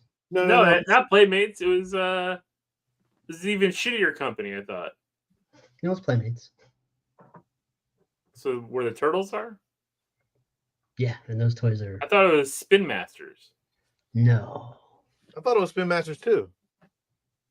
You can look it up, but I'm pretty sure it's Playmates. But I think I'm getting most of my information from Taylor, but he's pretty knowledgeable about most of that stuff. Oh, okay. But maybe I'm misquoting Taylor. He's not here tonight, so. All right. Saban, how Hasbro to acquire? No, not Hasbro. Playmates picks up Power Rangers toy rights from Hasbro. I guess it was. There you go, Playmates. Right. Yeah, oof, that's even worse. No, I think Playmates does an okay job. I mean, I think their turtle. They do an line okay job for The children turtle. 4 and up. Yeah. I mean, the Turtle Van's pretty badass. Maybe they make good Zords. I don't know. Super 7's Turtle Van is nice. I don't know about the Playmates. Yeah, I had the Playmates Turtle Van. It's fine, and I'm Is it? glad I got it for like $10. Oh, Well, yeah. exactly. That's Yeah. what I'm saying. You know, I'm not I don't spending- want that for Power Rangers though. I was interested in the life-size fucking helmets and the replica fucking weapons and some of the other cool shit, Zords and stuff. And they were doing all those cool different licenses, you know, like they had those Ninja Turtle Power Rangers, and they had you know, it was just a matter of time before because in the comics they had like the version of the Power Rangers where they turned into the animal versions of themselves. Like there was like a Mastodon Power Ranger and a Tyrannosaurus. They looked like the dinosaurs, but they were gonna make those figures, and it's like Do you now, think? now nothing. Do you think? Do you think Power Rangers is a lasting long IP to be like? Well, Yeah. No, right now. Netflix is like actively, because Netflix has the rights to Power Rangers right now, so they're actively producing a reboot show and films, I believe. I know a show at least. So, why do you think Power Rangers has moved to so many different companies? I'm not sure. I really thought the Lightning Collection would like had found its calling, right? Like it was at the right price range for the people that it was like were in the market for it. There's still some high end stuff out there for those collectors in that niche group, but the Hasbro Lightning Collection license was kind of like for everybody, and it was like a good product for, you know, it didn't kill you, but you got something really decent, you know. Yeah. But they're not producing any new Power Ranger shit, right? No. That's why. Well, oh, you mean? Well, no. I mean, they are. Netflix is producing a new Power Ranger show. It's Yeah, but there's no new TV shows or nothing like that. well, there is. I mean, Power Rangers. Well, on Netflix. Yeah, I think the Power Rangers, the last Cosmic Fury, whatever it was, just ended last year, and then they had that Power Rangers movie, and then the new Power Ranger show is coming out next year. So I mean, maybe there's a year gap where there's nothing, but that's. I mean, it's been going for 20 some fucking years. Yeah, even longer than that, like pretty steadily. So I don't know. I don't know what the answer is, but it's frustrating for me. But at the same time, like it makes me just question like my setup, my collection. You know, I'm actively running into the.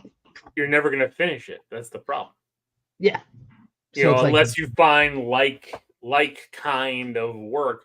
That's why I like these Bowen statues, because I think they fit in with like the diamond and everything like that. Like, so it's like, to me, they're cousins of each other. Like the Diamond Premier statues and these Bowen statues can fit together. But like you had the Hasbro Power Rangers, and then what was the company that did before that you Bandai. got rid of the Bandai ones, and they were in different scales. They were like an inch off. I still have those. Bandai's are those are 7-inch figures, and then Right, and then Lightning Collection is were 6-inch. 6-inch figures, and so it's like, but even like that with the helmets I think that weren't the helmets different too? The Bandai, I have 2 Bandai helmets, and like the Green Ranger helmet it's always off. It's always been off. Like that's like the massive complaint about the Bandai Green Ranger helmet is like the shape is just it's like really long. It's like what the fuck. But yeah, the Lightning Collection helmets are when they're all lined up next to each other, pretty significant. Like if you put the Pink Ranger Lightning Collection helmet next to like the Green Ranger Bandai helmet, it's like a child and adult helmet. They look that I cannot like I can put the Green Ranger helmet on. I could not even squeeze into that pink one. Not that I would want to, but like it's way too small. Yeah. But I mean that's fine. Like I guess my daughter could wear it, but I don't know. It's like they're not going to release the yellow. They're not going to release the black. So what's the fucking point? I really those were the 2 I wanted, and it's just like I guess if those 2 had come out, I'd be like saying the same thing about pink and blue, but it's just like I got a Lord Zed helmet and a Lord Draken helmet, but not the other 2 in the OG line. Like, come on, man. I get and it. I thought for sure they were going to release the Ranger Slayer helmet, which would have been sick. But... Sean, this statue is so good, you need to get it. I already ordered it. Pre-ordered. All right, good. Pre-ordered done. This is I stared at it for a while. I'm like, how to tell Steve to shut up without telling Steve to shut up. Yeah, we're done with your Power Ranger crap. We're done with your Power Ranger. We go to I was hoping I would maybe get some listeners out there and be like, hey, man, you want to sell some of that shit? If anybody's looking for some Power Rangers Hasbro stuff, Steve might be your guy. So this was a day 1 pre-order, easily. Yeah. Dude, did Home Depot drop the damn Vader? It did, but it sold out quick. I checked at it so many different times. I didn't see it. Yeah. Home Depot? Home Depot had a 7-foot animatronic Vader. Yep. That had like Halloween decorations, interchangeable Christmas decorations, but you don't even need any of those. You could just take that shit out and have a 7-foot animatronic Vader.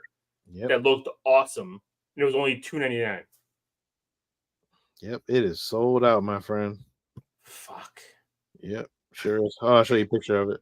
Yeah, I was like, oh, what does that look like? It looks awesome. They didn't show it with the Christmas stuff because it had a candy cane lightsaber, but look at this thing. Holy shit.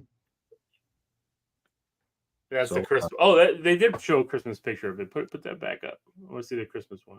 Can you zoom in on that? Yes, I can. He's holding a Death Star ornament and a Christmas cane lightsaber. Look at that. I want that. Full fucking size Vader. Yeah, no. That and you know people are gonna sell that shit for way more fucking money now. Of course they are. I mean, couldn't you just like get a mannequin and do it? Yeah, I mean, you could. It's animatronic, man, though. Yeah, but you're not going to have it fucking moving around. It's just going to be standing there like a giant ass awesome statue. I totally be having that motherfucker breathing though. It makes all sounds and everything, dude. It's great. Put a little fucking Alexa behind it and have it playing that shit. It'd be fine. $300. I was gonna say for $2.99, Steve. It's probably cheaper than going through all that work to get a mannequin to get. I guess yeah. Well, I'm sure it would be. I'm sure it would be much cheaper and easier just to do it. It looks really good though. It does look nice. And you know they're gonna have to if it's sold out that quick, they're gonna come out with it again because I don't know because Home Depot had a Jack Skellington last year, sold out. All those 10-foot skeletons that I don't know if you saw them in your neighborhoods and shit. They were all over here, man. Everybody had these giant fucking skeletons everywhere. Sold the hell out like in nanoseconds. Yep. I am so disappointed that thing sold out, man. I just wanted it was going to be in my entryway in my house. That's where he was going to live every day. Here's the premium format Captain Rex. So are you getting this or not? You know he's getting this. Day 1 pre-order, bro. Okay, I just want to make sure This is why when we said, "Are you done?" He's like, "Yeah, I'm good with what I have." I was like, "Until they release some more awesome shit." And he's like, "Like what?" I always said I was gonna get Captain. that was a like this. Yeah, that was a That looks solid. Does that have a swappable head? dude. No, there's no swappable head on this one, man. No swappable head on this one. Hold up, because You know what? A little disappointing, but but easily looked over because of the awesome fire effects in Sweet Pose. And the great part is it lights up. And it looks like the base. Can you scroll down a little bit more? Hold on. I'm gonna show you the whole thing. Yeah, because it looks like the base has even more fire effects on it than what I can see here. Hold on, I'll show you the video. I'll show you this Yeah. one.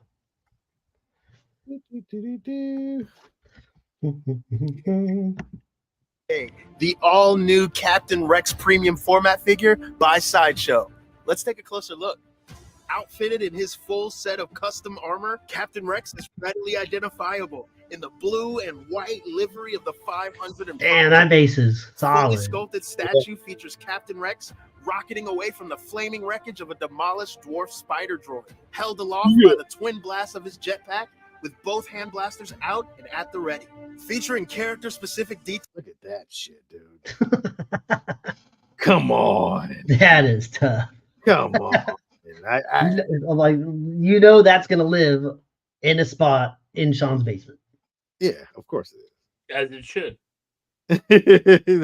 Hands down, that was a day one pre-order. There was no ifs, ands, and buts about it. And then this last one is probably going to be a day one pre-order as well.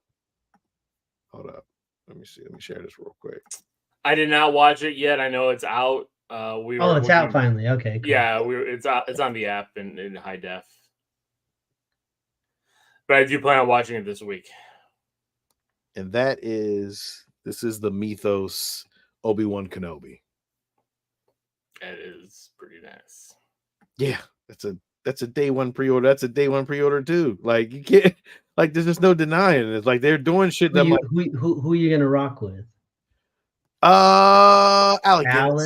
I might switch it out though, dude. It's an alternate portrait, man. Like, you can't sometimes you, but I'm feeling like, a little Ewan McGregor today. Maybe I'm feeling like Alec Guinness. Like, it all depends. But you have nothing prequel trilogy in your statue.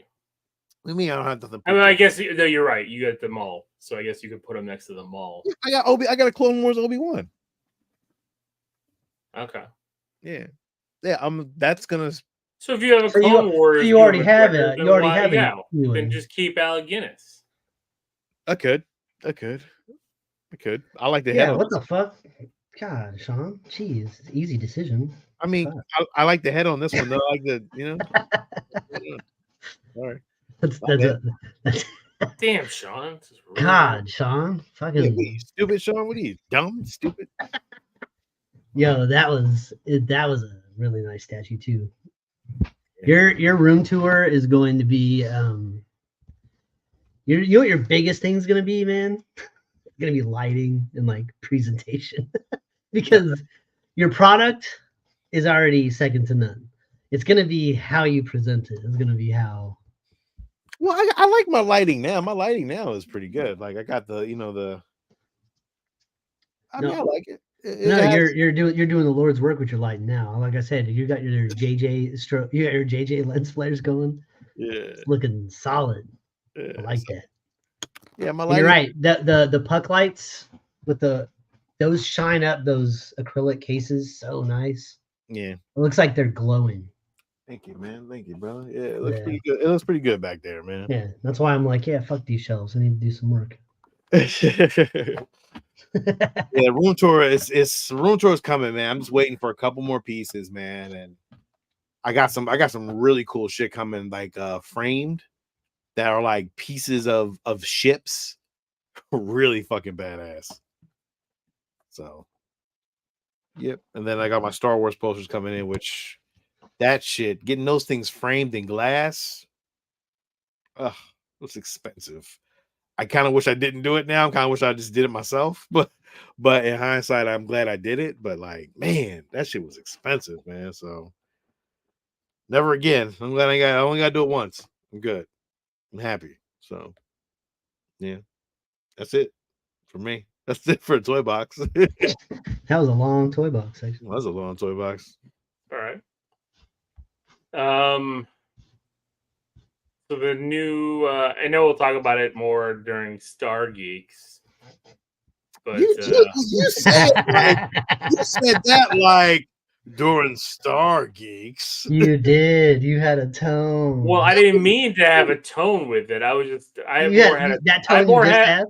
I more had a tone with the trailer for Acolyte, the second trailer, than I did Star Geeks. I know Ed will have a PowerPoint presentation ready for the trailer breakdown. But what did you think of it, Sean? It looks. I already.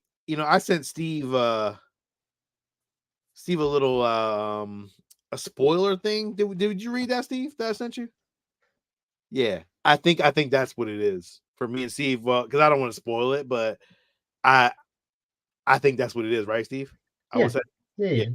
it is. Yeah. So I liked it. I thought it was I like good. how we just had this whole conversation, but nothing was said. Yeah. It was like 2 minutes of nothing. Yeah, well, because I hate sending a little spoils because you don't want to fucking read them. So like, I don't. Here's what I'll say about the trailer. I thought some of the acting and line delivery felt very stilted and bland, and I thought that the jungle scenes or whatever when they were fighting looked like a very poorly built set. So that is my negative takeaways. I don't disagree with you, Steve. I think I felt the same way. I have to look at that again. I didn't even pay attention to that. But I at the same felt time, it looked a little cheap. Yes, I'm going with cheap. The Jedi uniforms looked, but then that Carrie-Anne Moss in the like bar or whatever it is, that little saloon, like that, all that stuff looks really good. That stuff looks really good.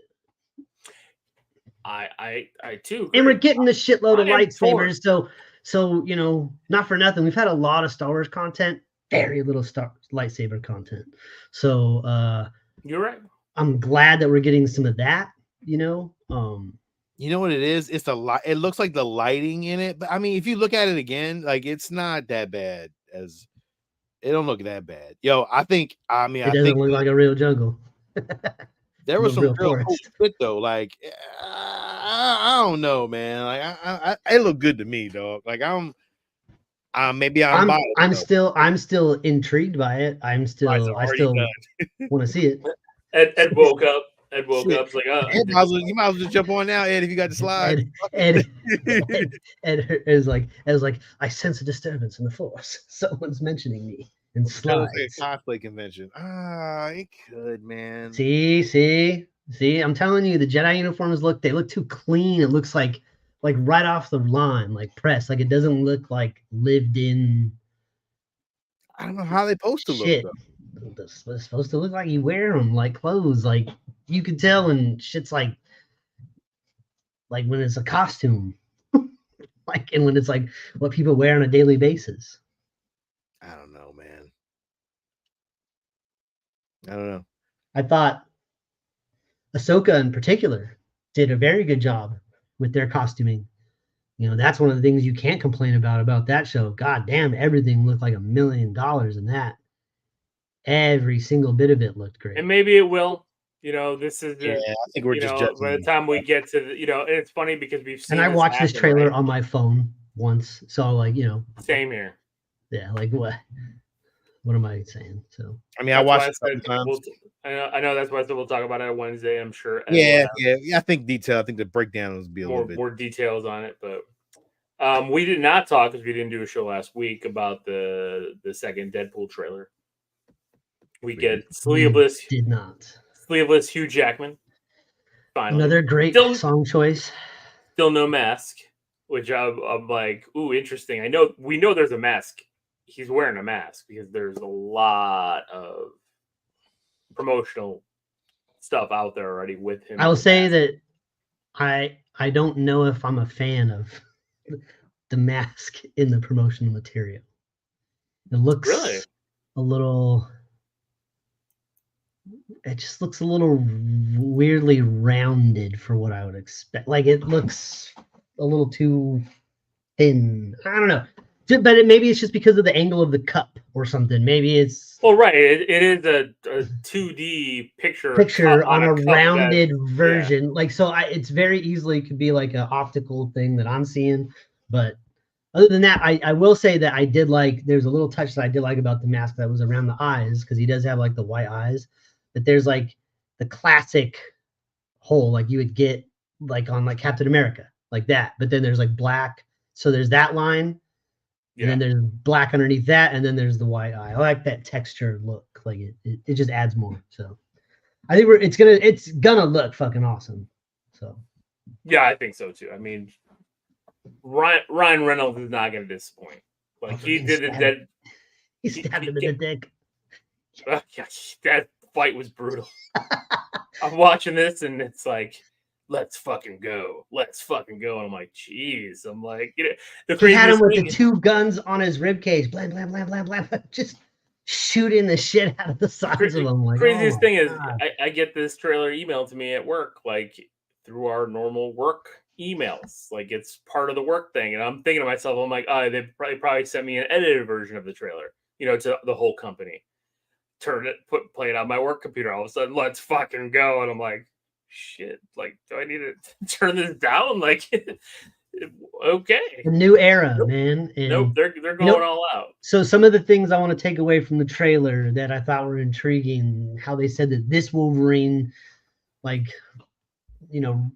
disappointed his whole universe or let down his whole universe. And he's standing next to those weird pillars in that field, and he like falls to his knees. And I can't wait to find out because this isn't the same Wolverine as the Logan. This isn't the same Fox Wolverine that we've seen. This is a variant from another universe. And I just want to know what happened there. What are those pillars? What is this weird world? Like, what happened? He's the only survivor. What's going on? There's some theories out there, because if you go to the Old Man Logan story, and it's the first thing I thought of too when they said, like, especially him in that bar scene where he kind of like put his head to the gun and just smiled. Like it's twofold, right? Like he doesn't give a shit. He knows it's not going to hurt him, or he just doesn't give a shit anymore. Kind of, and we've seen him play that role already, kind of in Logan and stuff, like where he's kind of like done, with being Wolverine, being the hero, because it's not all what it's cracked out to be. And in the Old Man Logan storyline, like he killed all the X-Men because of Mysterio. Yeah. So could Cassandra Nova take that role? Because she is a telepath, and it could be. It could be one of those. We see that scene where she's controlling him too, and like, maybe he killed everybody. Also, we can't see everything. We can't believe everything we see. Marvel is notorious for lying in their trailers, and so you maybe in that scene he falls to his knees, he's covered in blood in the real movie, and he's murdered everybody. I thought another nice touch was the giant dead Ant-Man helmet that opened up and come walking. I sent you guys the picture from the comics. So like that's a legit thing, and I love, like, you see the skull of Giant Man, and then there's that one scene in the trailer where it like pans around a bit. It's his whole body laying out. His whole body is hollowed out into this fortress of hers. Fucking nuts. Crazy. You have a dead carcass as a dead fortress. Paul Rudd. Or Michael Douglas. I don't know who it is. Either one. It's fucked up. Yeah. It's one of those two. And then you see them jumping into the fucking the sling ring portal. I'm like, oh shit, who's calling them? So Wong. No, they're going to the Avengers. It's Wong. It's fucking Wong bringing them over, because Wong is Sorcerer Supreme. They're going to Infinity War. That's what it is. They're gonna be right in Infinity War, and that whole shit gonna go down. It's gonna be Wolverine and Deadpool right there. Oh, can you imagine them looking around and seeing Thanos? Imagine if they jump in and it's just like they're running around in this fight that it's kind of like Fast X, where I was like, yeah, Jason Momoa is just over here the whole time. What? They were just right off here to the side the whole time? Oh, so good. If you get a replay of that and they jump in and they land and they're like, what's happening? And all you see is Chris Evans go, assemble. But you see it from like, all you see is like Deadpool look up and see Chris Evans' ass, and he just says, assemble. And everyone starts running. Yes. I mean, that's a way to save some money. That whole scene was just filmed. They don't need to redo anything. Just plop those two in there, just murdering a whole bunch of. That's totally. I'm telling you right now, it's going to happen. I guarantee it's going to happen. I'm not predicting anything because I'm not either. But that would be awesome. You know what? Because I just want to enjoy it. Because and then Deadpool, they're like, oh shit, I'm an Avenger. Definitely, if Chris Evans shows up there, you will say that's America's ass because you know that's what he's going to say. Because that's he's got to have an interaction with Spider-Man. That would be great. You know. Oh man, that'd be so good. I mean, we know Thor has a cameo in it, with Deadpool, so we'll see. And there's a bunch of casting rumors. There's rumors casting that Chris Evans is coming back for sure. Well, they're doing reshoots currently. Yes, currently. And from everything that I've read, it's not to change anything. They're simply adding more cameos. Yep. They're like, more people want to be a part of this, and we have a little bit of time, and we could just easily film a couple of this, drop it in green screen, fucking boop boop in the movie. Like, well, it's just like Deadpool 2. Deadpool 2 had a bunch of cameos with X-Force because these people wanted to be in it. Like Brad Pitt wanted to be in Deadpool so bad that he took that fucking role to be electrocuted on a damn wire just to be a part of it. He was in there for an afternoon. For a cup of coffee. Ryan Reynolds. His rule was Ryan Reynolds had to go get him the cup of coffee. And because he wanted to be in it because he wanted to be Cable, but stuff fell through. It's just this movie's going to be nuts. I think it's going to lay groundwork that we are going to be. It's changing everything. This is the first movie that I've been excited about in a long time. And yes, James, I was going to bring that up as well. Wesley Snipes is somehow back as well in the MCU. Supposedly, again, I think we have San Diego Comic-Con coming up and D23 coming up. And there's going to be so many announcements that our heads are going to be spinning because everybody wants to be a part of the damn MCU right now. And I'm telling you this right now, the Mahershala Ali Blade movie, at this point, if it were to go just be done, my feelings wouldn't be hurt about it. I've seen nothing about it. I've heard nothing about it. Nothing's been done about it except that we've been told there's a Mahershala Ali Blade movie and they gave us a decent logo, I guess. And that's it. And so, like, if they're like, yeah, we're not doing that. Okay. Because nothing's happened. So it's like, how long are you going to drag it out? Mahershala, like, you announced it like 8 years ago. Like how long are you going to string them along, Yeah, so I heard about controversy with that and probably Brie Larson, but from everything I've read, like none of that's confirmed. Like it seems like that's just been spiraling out because supposedly Marvel wanted them, huh? Well, because Marvel wanted them to have cameos, to do something with She-Hulk and do something with Captain Marvel to kind of add more, but Ryan Reynolds said, no, like what we have is more than enough. And I don't need to add more. And I think the other thing too, is he didn't want another character that breaks the fourth wall.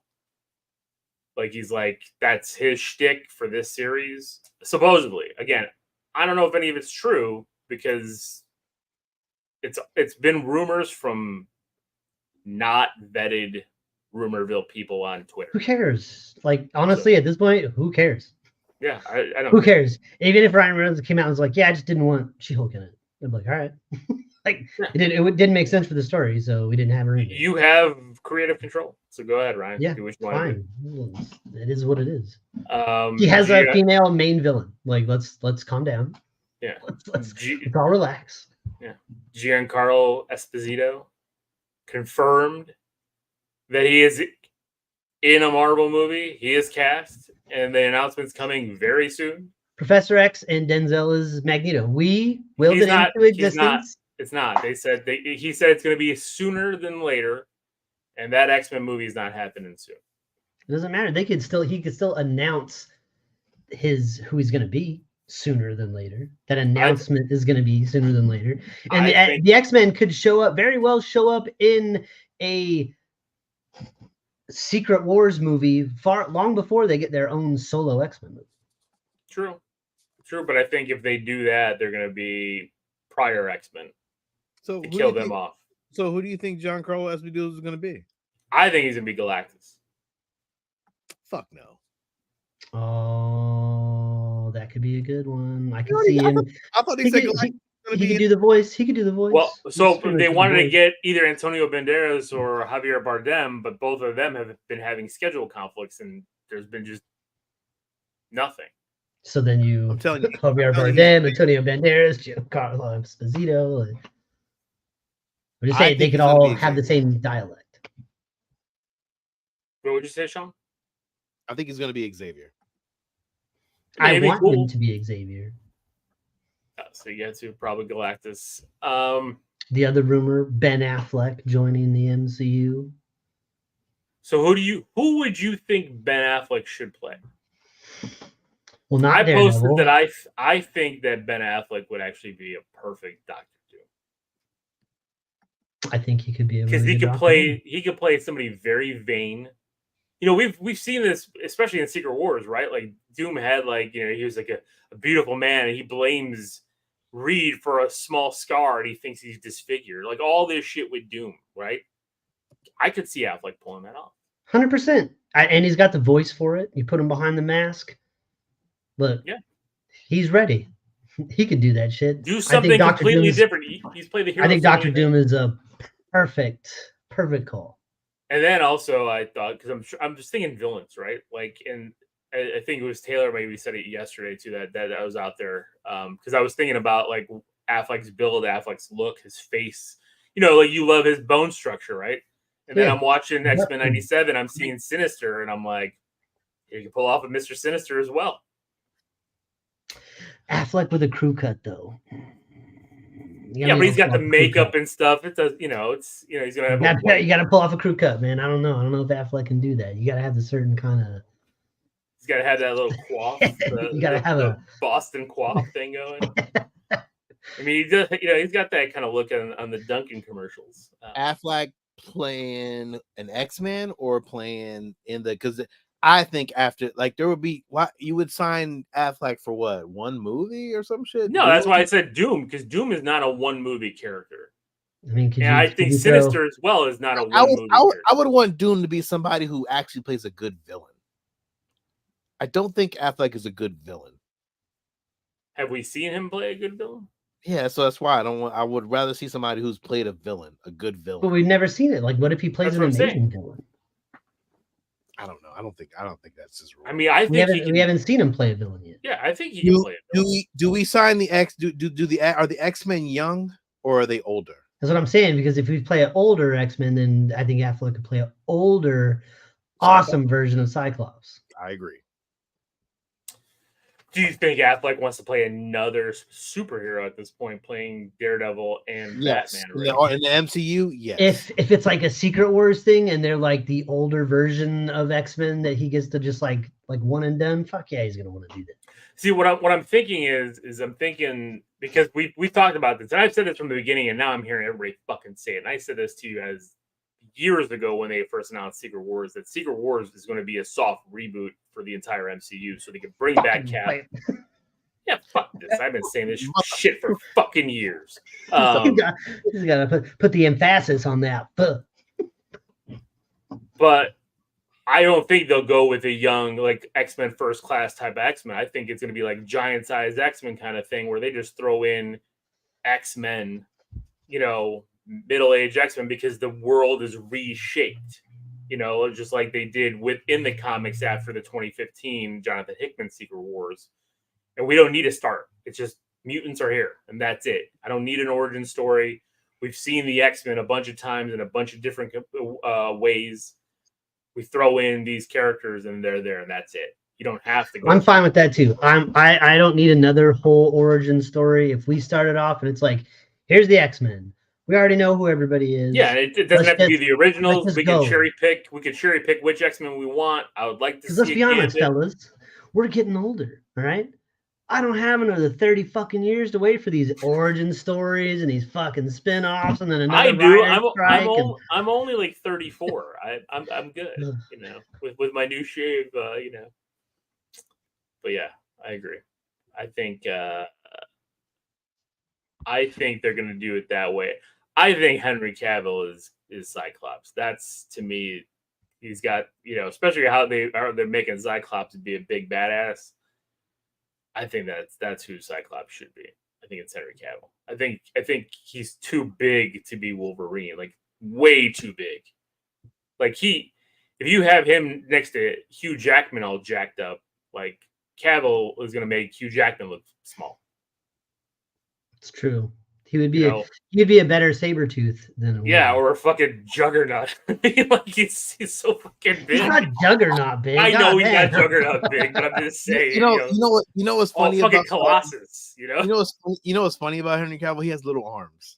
Like his arms aren't like super, like they're fucking cut, but they're like kind of small arms. Oh, you mean they're short? His arms, yeah. He's a fucking Tyrannosaurus like he's like Rex. stubby. Stubby arms. Yeah, his arms. Does it have a bit long wingspans? Is that what you're going for? Yeah, he has a really short wingspan. If Weird you ever for a man that notice, can fly. Yeah, you gotta look at it if you ever get a chance. I gotta take a look at that. I'm curious now. I gotta go back and. But but it's like he might have short arms, but it's those little short arms get a hold of you. He's gonna fuck you up. So do we make do we make Affleck fucking Gambit? No. Gambit needs to be lean too. That's why Channing Tatum can't do it. Gambit needs to be like Gambit's got some. I mean, he's got to be thinner, but he's got thinner. Some but Channing Tatum's got a wide face. You know what I mean? He's a thinner dude. He's buff. Yes, he's cut.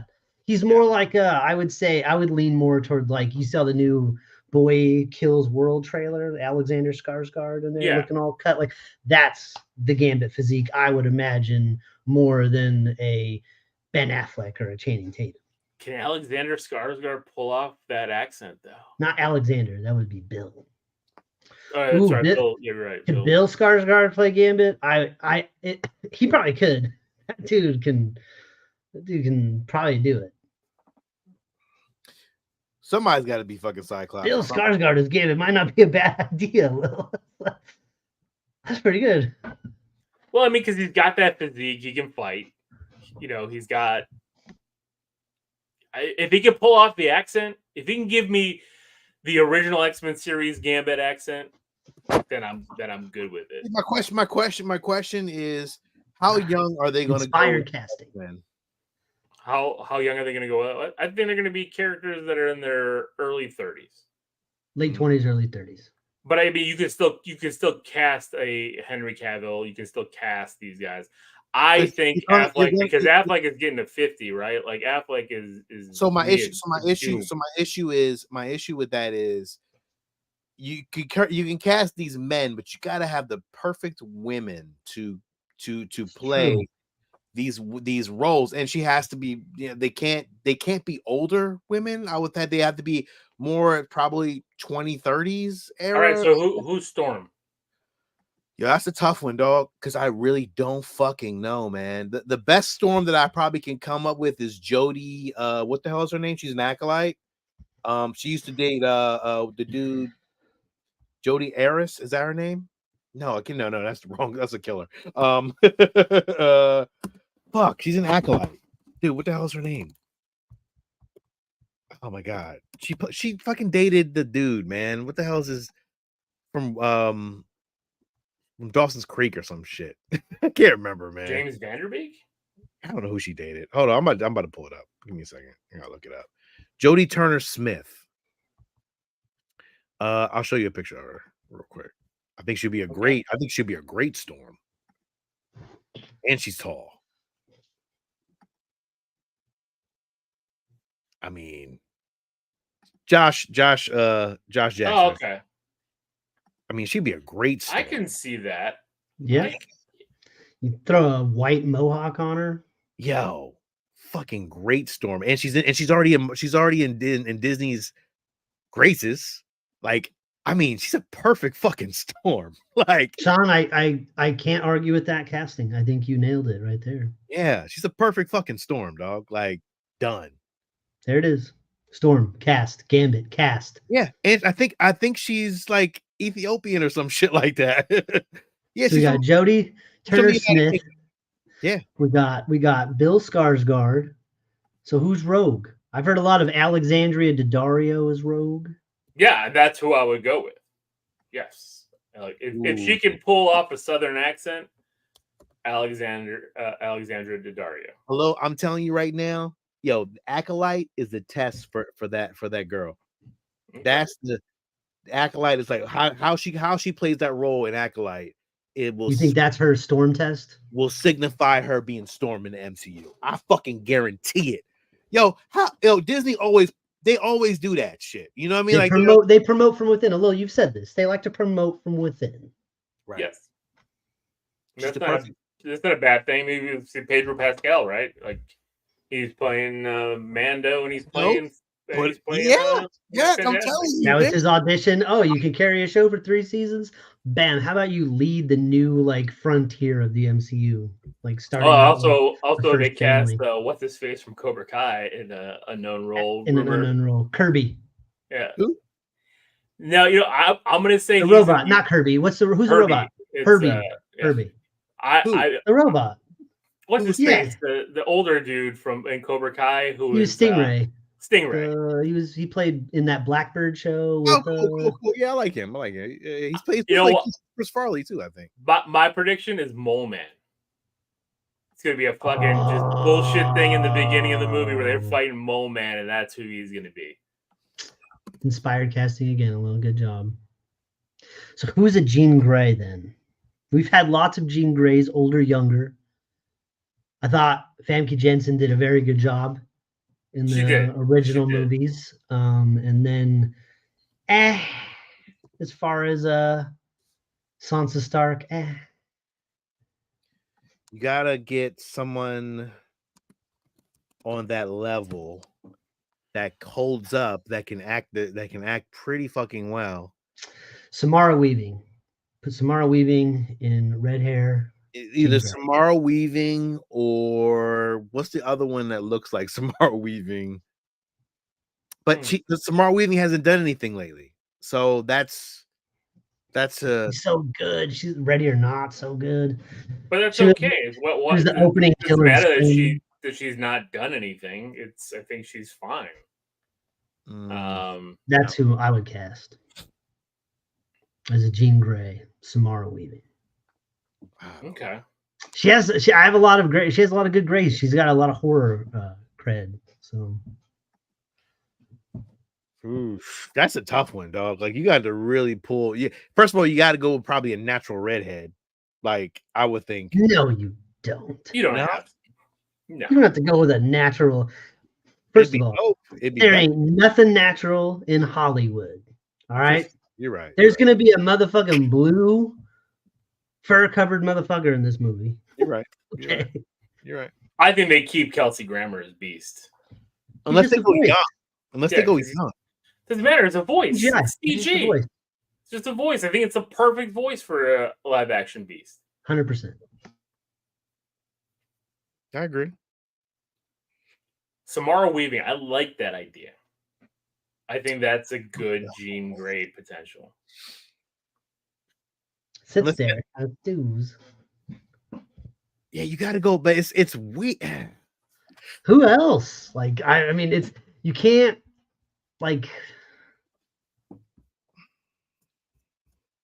I mean, it could be they could cast anybody really, but I think the other actress you were thinking of that looks like a lot like Samara Weaving is Vanessa Kirby, and they can't cast her because she's Sue Storm. So yeah, Steve, there's that actress. I can't remember her name now. She was in. You watched Haunting of Hill House, right? I did. I mean, if you really want to, that one, the brunette in it. I'm trying to remember her name now. Because I read about her too, and I guess she's an X-Men fan. Like, she's a nerd. She's a comic book nerd. I think it's Victoria's her first name. Not in the show. I think in real life. I don't know. I have a image of the image in my head of I have of Jean Grey is very much from the cartoon. In my eyes, in my head, Samara Weaving's face lines up very well with that face, and I just think you put some red hair on her, we're in the fucking books. So Steve, this is the crazy part. Is Emily Blunt's out. I mean, she's Samara Weaving is good. It's a good casting, but your upgrade to Samara Weaving is Margot Robbie. Margot Robbie's not. She's already got another movie in the works. She's doing that. Don't mean shit, bro. That don't mean shit, man. When the House of Mouse calls, you know you got to put the move on. Okay, all right. Listen, I say Margot Robbie. Okay. I think Samara Weaving would be a perfect Jean Grey. However, if Margot Robbie were to be like, I'll take it, then I think the Margot Robbie would be it. Yeah, well, of course, because she's top billing at that point for that's what I'm saying. Top billing, you're gonna go with top billing. You got to have an actress that sits with. I understand, but the thing is, you got a dozen leads in this movie because it's an ensemble, 8 right? people. You can't afford all these people plus the budget for the special effects. Do you think that they're not going to pull out all the money for X-Men? I think that Samara Weaving looks just enough. That looks close enough to Margot Robbie. They could be like, you know what, we could shave a few bucks, get the same effect. That's the point. If everybody knows her as Harley Quinn, seeing her as Jean Grey is even fucking better. So now that puts you at she's Harley Quinn and she's fucking Jean Grey and she's fucking Barbie. Barbie just did millions of dollars. Why would billions? Why would you not put Margot Robbie in that role? I think Samara Weaving. Harley Quinn did lots of fucking money. Why would you not put Margot Robbie in that role? It's kind of like a no-brainer. They can't afford her. Of course they. First of all, who are we talking about here? Can't afford nobody. This is Disney, dog. They can afford anything they want. If anybody could afford it, they can, right? Exactly. Come on. This is dreamcasting. Okay, dreamcasting. Margot Robbie is Jean Grey. Okay. Redheaded Margot Robbie playing Jean Grey. Cyclops, we casted Henry Cavill, right? Henry Cavill. I think Henry Cavill should be Cyclops. Henry Cavill, Margot Robbie, Bill Skarsgård, Alexandria Daddario. What was her name? Storm? Smith? Turner Smith? Fuck, I forgot her damn name already. That's a TV show, though. Huh?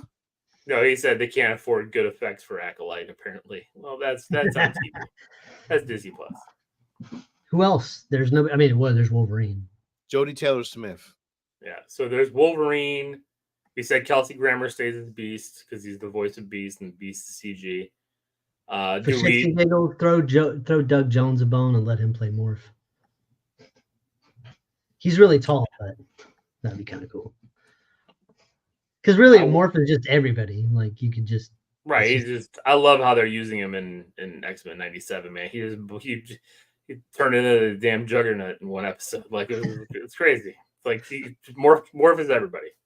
Could you imagine that? Because that's a cameo machine right then and there. If you have Morph, I don't know. As an actor, like you don't even have to do anything. You could just, really, you wouldn't even have to cast anybody. You could just have a CGI blank face.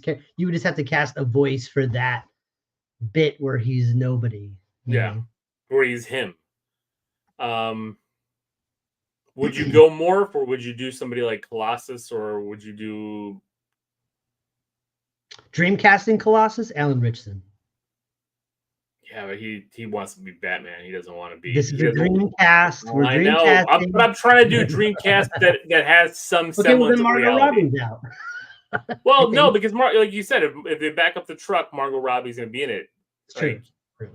He's already talked shit about Marvel, and he's a DC guy. He loves DC. He's staying there. He's not leaving.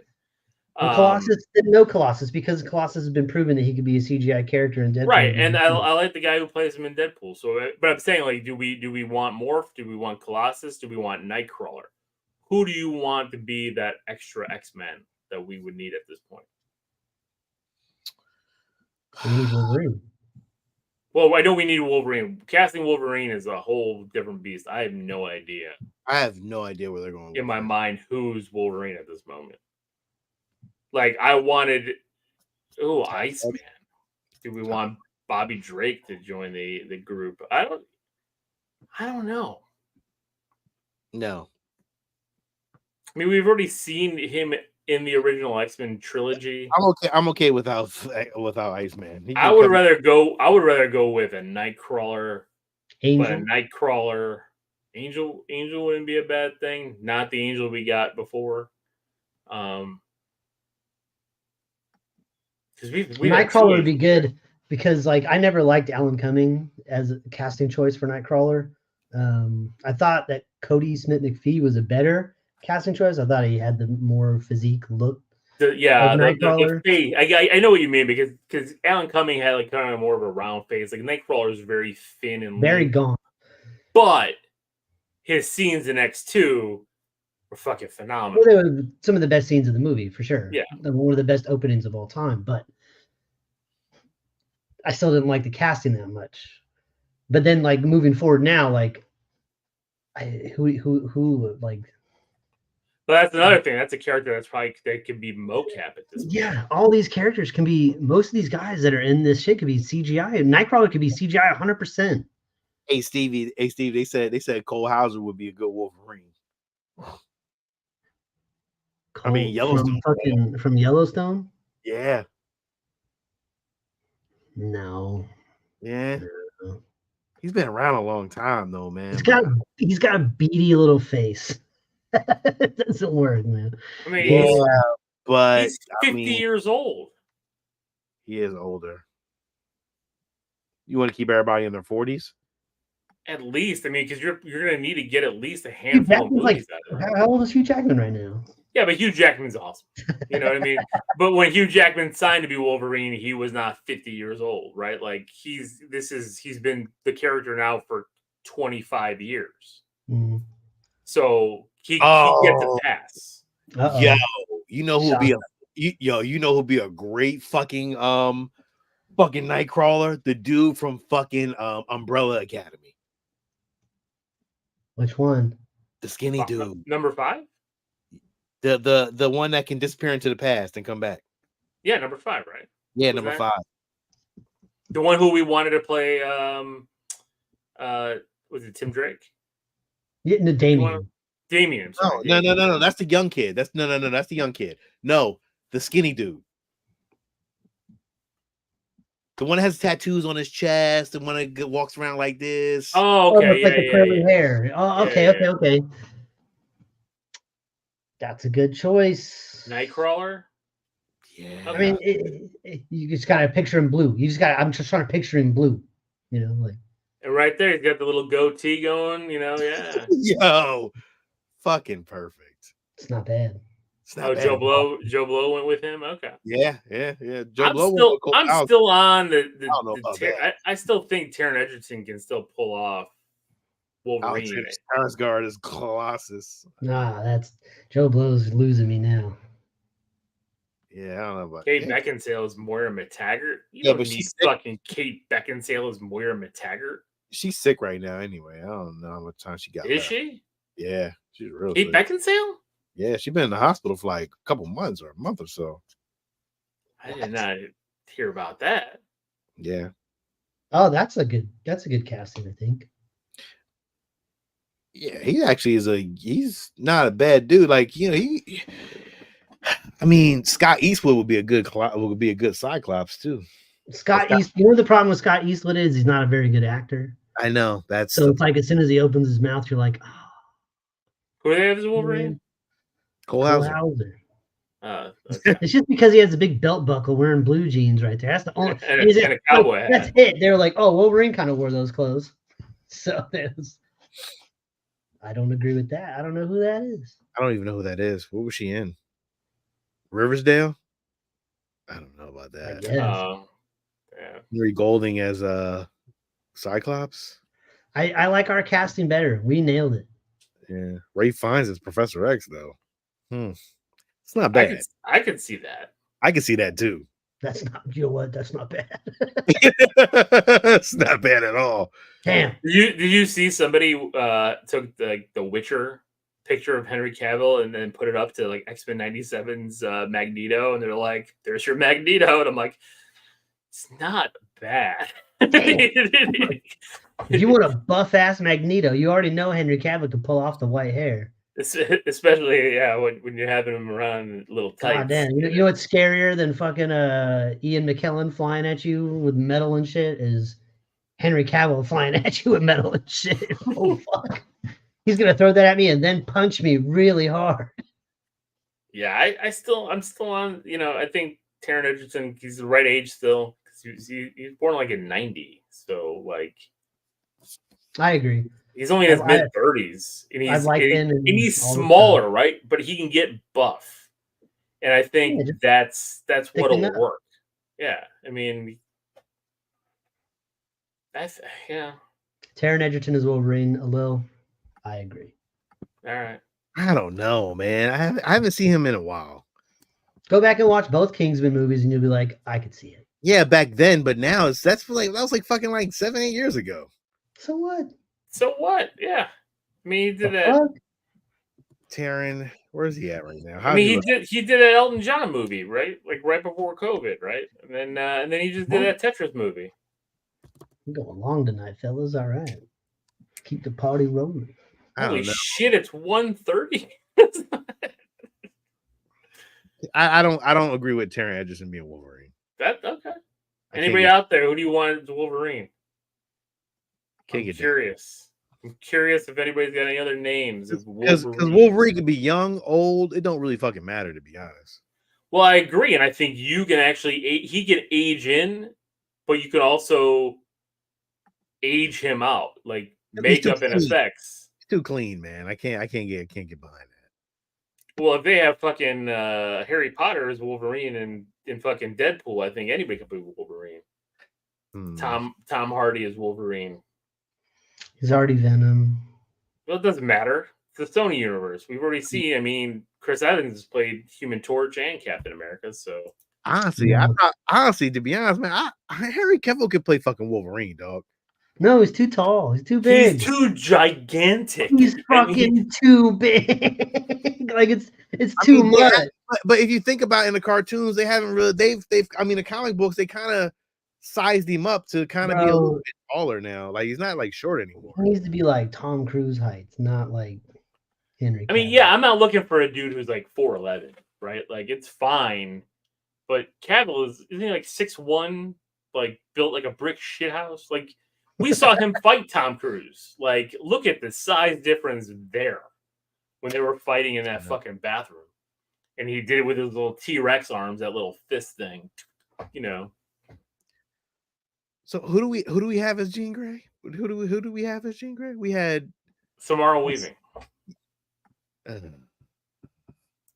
Is her acting good though? Yes, I think she's a fine actress. Samara Weaving. I'm putting it together right now. I'm just kind of like Samara Weaving. She hasn't done anything lately though. Stop saying Tom Cruise is giving me ideas. I'm just looking at. But my problem does Samara Weaving hold up to? Well, then again, I mean, it really wouldn't matter, I guess. Well, we said Margot Robbie was the dream cast, right? So it's Margot Robbie is 1A. Samara Weaving is 1B. Yeah. I mean, you look at pictures of them and they're like, they both look the same. Margot Robbie is just more. What do you think about Jensen Ackles? But he plays in the no, he's a TV guy. As a Wolverine. I could see him more as a Cyclops than a Wolverine. I agree. He's a little shorter side. Is he short? I don't know how tall he is. I like Jensen Ackles, but I think I still like Taron Egerton personally, but I'm not on board for that one. Well, damn, Sean. I'm not comfortable with that. Like it looks weird. He was savage on The Boys, Jensen Ackles. Yeah, you're right. You're right. Who else you got? Who else y'all got? I'm trying to think who else would we need? I mean, if Giancarlo, if we're doing the Giancarlo Denzel, then we've got those two. So then who are the villains? Shit is fucking awesome. I can't. I hope that comes to fruition. God, that would be so good. Just that's who we have to have on our Dreamcast list. I mean, we do, but I like the Ray Fiennes as Xavier if it's a 1B. But then if he's Xavier, who is his? Yeah, Magneto. Who is his Magneto? Who is his contemporary that goes toe to toe? It would be Daniel Radcliffe. That would be funny. That would be funny. Charlie Hunnam is Wolverine. Yo, Magneto, fucking. Oh my god. I like Charlie Hunnam. What about? I can sign off on that. I mean, if we're going older, right? Because Ray Fiennes is getting up there. I mean, would we go with a Liam Neeson as a Xavier? Is not Xavier as a Magneto? No. Liam Neeson's Irish Magneto. I don't know. No, I'm not cool with that. Okay. I'm just asking. I'm just throwing out names. I'm trying to think of contemporaries from that. Viggo Mortensen. Oh perhaps? Shit! Viggo with the long hair like Aragon as Magneto. The white. I like that idea. Opposite the Ray Fiennes. Yeah, I like that idea. I think that might be a good idea. Beast MCU is all CG, so we good with that already. Right, and we got Kelsey Grammer as the voice. Kelsey Grammer who you got? Gary Oldman. As what? Magneto. As Magneto? But the Gary Oldman's kind of the scenery chewing ability. He's kind of small. Who cares? You're right. I mean, it doesn't matter. Nobody was intimidated by fucking Ian McKellen either. I was. Rogue. Oh, yo, didn't they say that Keke Palmer is like up for something with Marvel? Yeah. They were talking about Rogue. There was a rumor there with that too. I don't know. Yeah, there was a rumor with that. I did hear that Keke Palmer. I mean, they could change her ethnicity to Southern. I couldn't not see it. I wouldn't. That doesn't bother me. Nope. I think she can. It doesn't bother me. I don't mean like no. Yeah, no, I know what you mean. Oh, fuck, I think man. The only reason why I would not use that because I've heard she has a lot of issues. Evan Rachel Wood from Westworld as Jean Grey. But I heard she's got a lot. She has a lot of issues, so like a lot of things going on. Yeah, but I mean, you can't. Sydney Sweeney as Mystique, please. Any excuse to see her.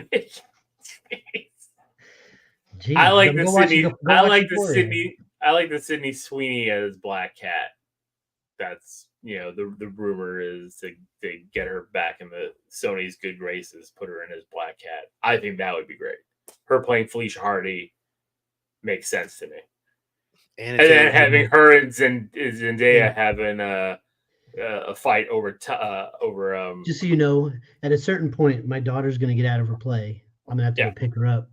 That's fine. We're almost done. We're way past where we normally are at. So we can keep going. I'm just saying, like, I might have to be like, all right, I'm out. So that's fine, and then we'll end it. Let it show. So so you got the whole list going? I have pulled whatever I could at this point. Wait, can you guys see it? Yeah, I can see it. Yep. Can you blow that up a little bit bigger? Yeah, there you go. Okay. All right. Yeah, I think that works so far. I like that. The weird shit is it kind of works. You're missing Bill Skarsgård for Gambit. Okay. Bill Skarsgård opposite Alexandria Daddario as Gambit. Bill Skarsgård. I don't know. Just don't put his Pennywise picture up. I won't. I bet you there's already fucking fan art of that. If not, they'll be soon. As Bill Skarsgård as Gambit? Yeah. Shut the fuck up. Yup. Is there really already art? No, there's not. Oh, but it he wasn't bad fits, as Gambit, right? though. He's got the toe. He's got the Look at Yo, I mean- the hair, the bangs that come down. I mean, I'm just saying. I mean, it kind of works. I think it works. Like he's got the big eyes, you know what I'm saying? You make those with they Red. energize with the pink, and the black and the red.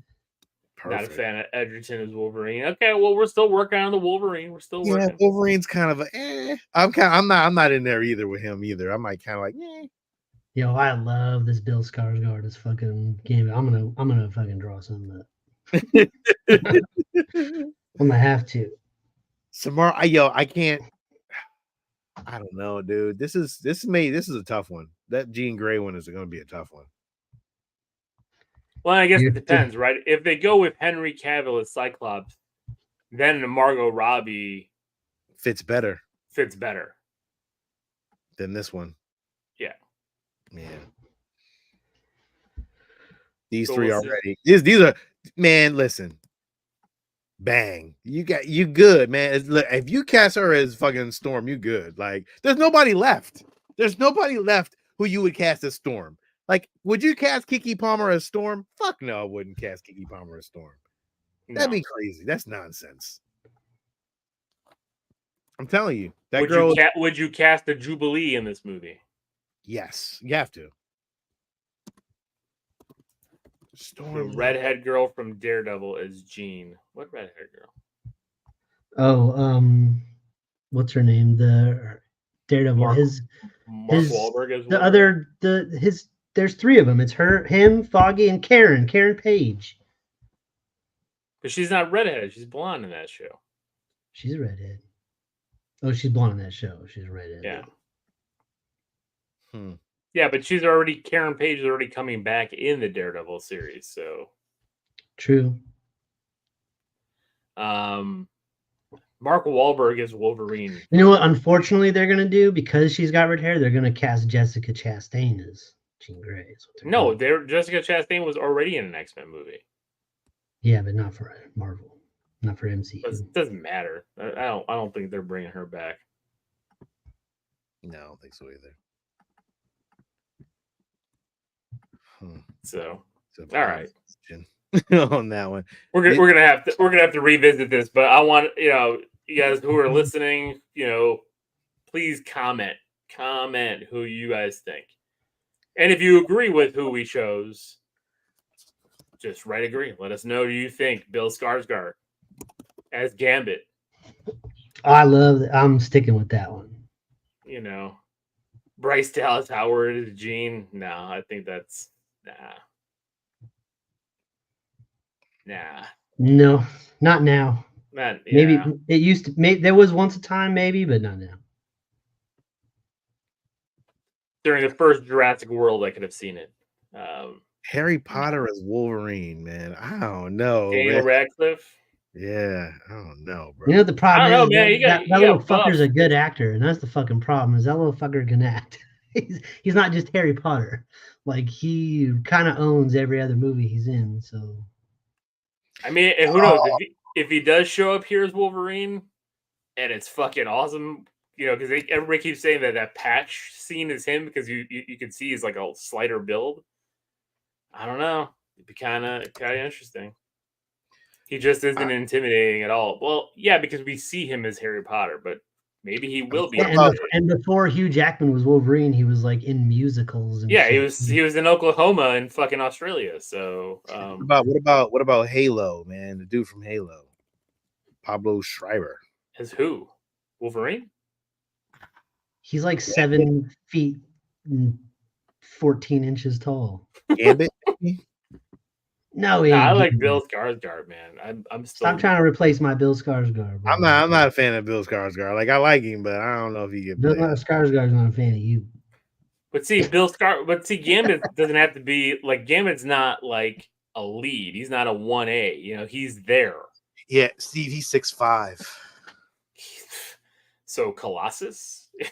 No, I mean, like, no. But he is in Halo. no, right I know what you mean. I'm just saying, like, at that point. So James says he heard Patch is played by Henry Cavill. I guess we'll see. I don't know. Bill would be good as Nightcrawler somebody too. Somebody here said Mark Strong as Professor X. Yeah, I've seen that. I've seen that artwork as well many times. I agree. Bill Skarsgård would be a fucking great Nightcrawler. But would he be better than this dude? I don't know, man. This dude needs his comeuppance, man. So if Mark Strong is Xavier, could then Mark Strong as Xavier? Could Ray Fiennes then play Magneto? No, we're not doing all that. But my problem is the storyline. Like, are we going to use that Holocaust thing to do that, or no? We got to use the civil rights movement, which is why we have to have Giancarlo and Denzel. Yeah, so much better. It just works so well. It does work so much better, but we don't know what time frame it is. Time doesn't. It's 2030 right now in the Marvel universe. So even the civil rights movement at this point, like, is getting almost to the point where it's too far. I agree. Strong stance to take a look. But the thing is too, is like you could easily, huh? Yeah, what the fuck is a strong stance? That is a strong stance. I'm saying from the. Oh my god! I'm saying just fucking years, assholes. I'm not saying based. I don't know how I feel about that, bro. Yeah, man. Yo, I was in your house, man. I don't know how I feel about that. And you were welcomed. Was I though? Shut up. I hate you guys, man. Okay, we're getting delirious. Hey, how come we haven't put out the Fallout review yet? Because nobody sent me the thumbnail. That was my fault. I emailed it to Sean. That was my fault. Yeah, that was my fault. I can do it tonight. All right. We'll have jump Fallout. off. Does it? Don't jump off. We did before we leave. Okay, so let's call it. Yeah. Let's end it. And that's it. Thank you guys for listening. Oh, go ahead. Really quickly, I started up a TeePublic store and put a bunch of stuff on there, and I've already sold a couple of Foothill Video shirts. So thank you, Fernando and Taylor. Nice. That was very nice. So yeah. So there, I posted a link in the community chat for that. So check it out. I'll be adding some more stuff over there. Cool. MLK would be 95 today. Thank you, Big Bird. Night Getsu. All right, so that's it for tonight. Thank you guys for your support. Hope you enjoy this extra long show on our X-Men fan cast. And this is Lil. This is Sean. This is Steve. It's weird that we spent so much time on X-Men on May the 4th. It's not, because I love the X-Men. We spent so little time on Star Wars. I know, right? God. Sorry, I got a Wednesday for that. I can do all this on Wednesday though, so I'm good. Exactly. Anyway. He's got his own damn show for this. Yeah, but it doesn't fall on Star Wars Day. This is wild. I know. Right. Just teasing. Anyways, until next time, everybody, stay safe, be nice to each other, and as always, keep it geeky. And may the force be with you. And you.